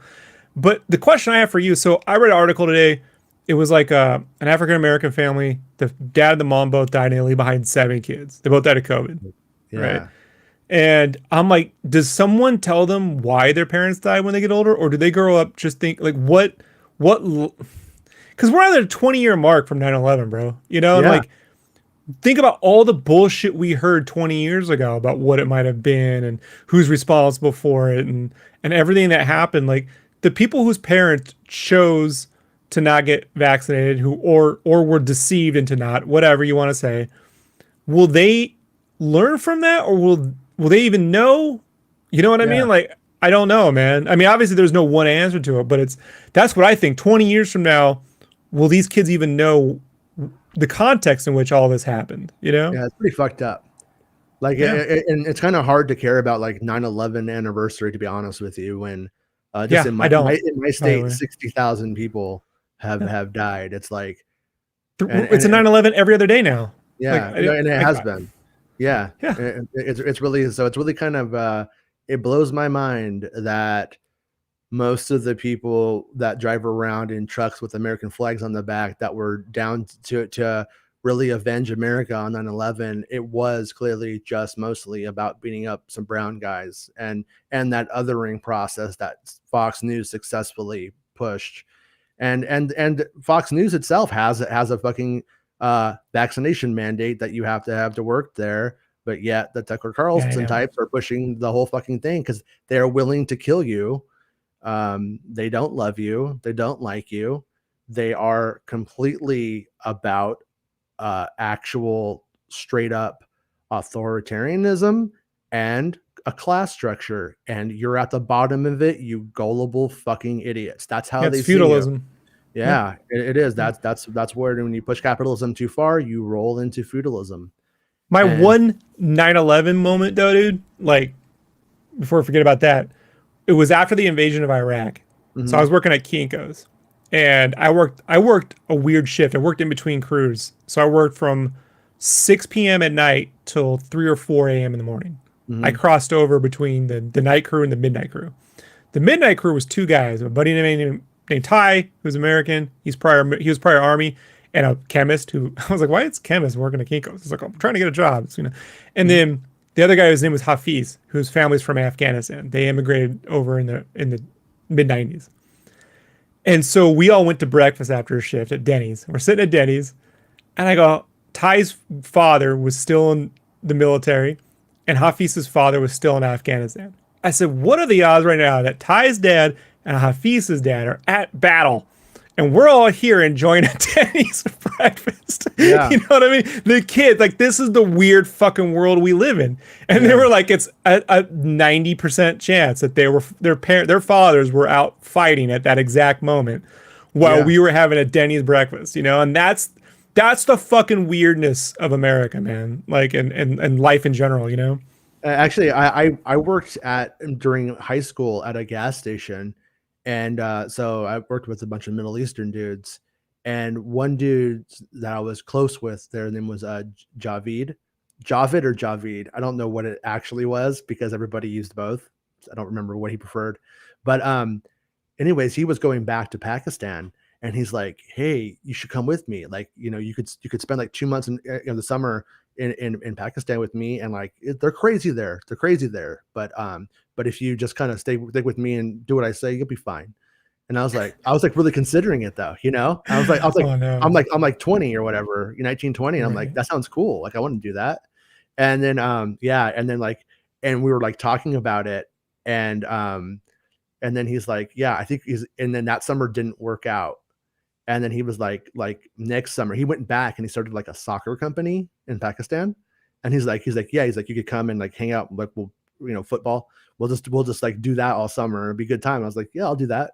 So and then September, like that September, right after that summer, then September 11th, he's all, I don't think it's a good idea.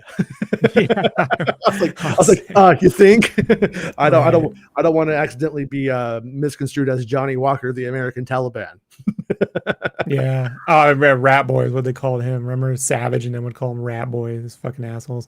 But yeah, I had a friend today who was like, oh, so you're not all sentimental about 9/11. I'm like, fucking people forget Rudy Giuliani moved the fucking police whatever center to the World Trade Center buildings at the protest of the NYPD months before 9/11 happened.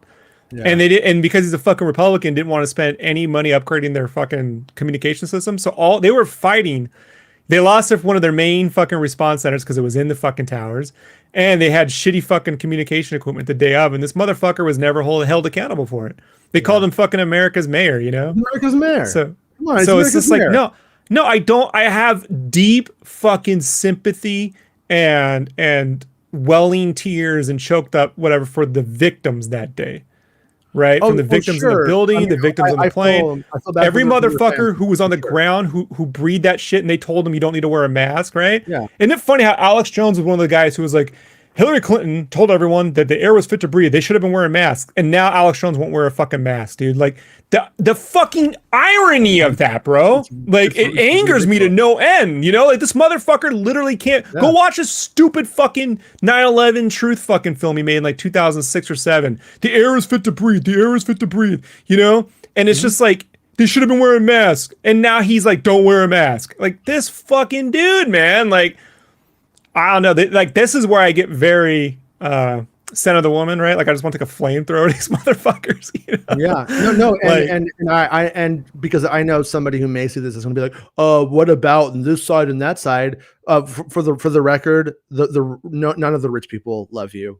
None of the rich people really care about you. Like that goes, and like it's, but what's fucked up about the reality of today is that they have decided that this is political. It's actually inherently not political to wear a mask, but they decided that it is. And in doing so, all because one guy wanted to pretend like it wasn't a thing at first. And then he just wanted to pretend it didn't exist. So it didn't, it didn't make him look bad. That's it. Yeah. And then I see like them saying that like, Biden, who by the way, I think Biden's a fucking Republican. I think like the actual like left is actually pretty much dead. And it all really is just a big right-wing party. Just one side is totally on by European standards, bro. Yeah. Bro, our Democrats are straight up Republicans. I mean, what's the difference between Bill Clinton and Tony Blair? And you know what I mean? My family sucks Reagan's dick. And I'm like, Biden and Reagan have the same dick. It's the same fucking dick. Yeah. But But one's telling you to wear a fucking mask and giving you fucking free vaccines. So, but I mean, it's kind of like I said, it is sad. I do feel bad that for them. Feel bad that all that should happen. Feel bad like that needless wars followed in the wake of it that were about cashing in on the fear of the moment, and then now but it's kind of hard to care about that as a pressing matter when there's people dying like right now at much more alarming rates. And fucking what if like, what if we keep thinking we're almost on the back end of it, but what if this is only like really the start? What if this does go? What if it's the way I'm planning my life? Yeah. I'm planning for 10 to 15 years of this. Yeah, I hate that thought, but that's the only way I can. If I don't start really moving that way now, like I figured, all right, 2 or 3 years. Well, we're at the 2-year mark almost, and it's not anywhere near. So this is a 10 to 15 year problem. Yeah, and just because I'm really good for the first 3 or 4 years of the zombie apocalypse, don't mean I can't get up and fucking killed. Like did you see the latest episode of What If? The Marvel Zombies? Not yet, dude. This sort of cartoon needs to win fucking Emmys, but like it is, you got people who survive all this shit, but one little fucking thing, bro, one little mishap, boom, got you. So but think about UFOs. If they are here to help us, what the fuck are you doing, UFOs? Well, that was my whole point weeks ago, and I'm like, you think the UFO? I haven't seen one of them put out a forest fire or drop masks over San Diego. You know, like whatever they're doing, they don't care what we're up to. One of the people, who was it? One of the famous abductees says they gave me a pill I didn't need to eat for 7 days or something like that. It's like, where's that? Give us that, come on, but yeah, it's fucked up. But all right, I guess we will call this a show because we are well over the 2-hour moment. And sorry, we bummed everyone out, but Billy Meyer was right, I guess. Like, we brought it all back. Another win for Billy Meyer. Maybe he's not. Maybe he's right. He smacked all of us in the face this time. I mean, I'm just gonna throw it out there. Maybe it just happened to be women that he was smacking because they had it coming, and if they had been guys who had it coming, they would have got it too. I'm just saying. No, I'm kidding. Obviously, I'm kidding. He's clearly a fucking terrible piece of shit. And yes, thank you. Yeah. That's not allegedly. He's clearly he's a wife beating grifter who anti-Semite, homophobic. Blamed it, said AIDS. We had it come in with AIDS, and if he invented PayPal, I'd believe it. Oh, and he also had the original idea for Uber.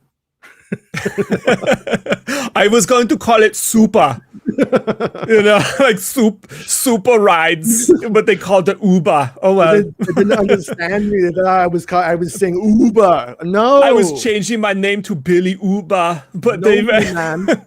No moon man. No moon man. That was my name when I killed space aliens. Was Moon Man. 21 confirmed kills. Also 21 assassination attempts. Muhammad and Jesus thought it was hilarious. All right. I'm gonna go watch Big Lebowski. I need some nihilists. Yeah, and I think there's only one theme song to end this show on. It's not about spaceships. Making Star Wars Show.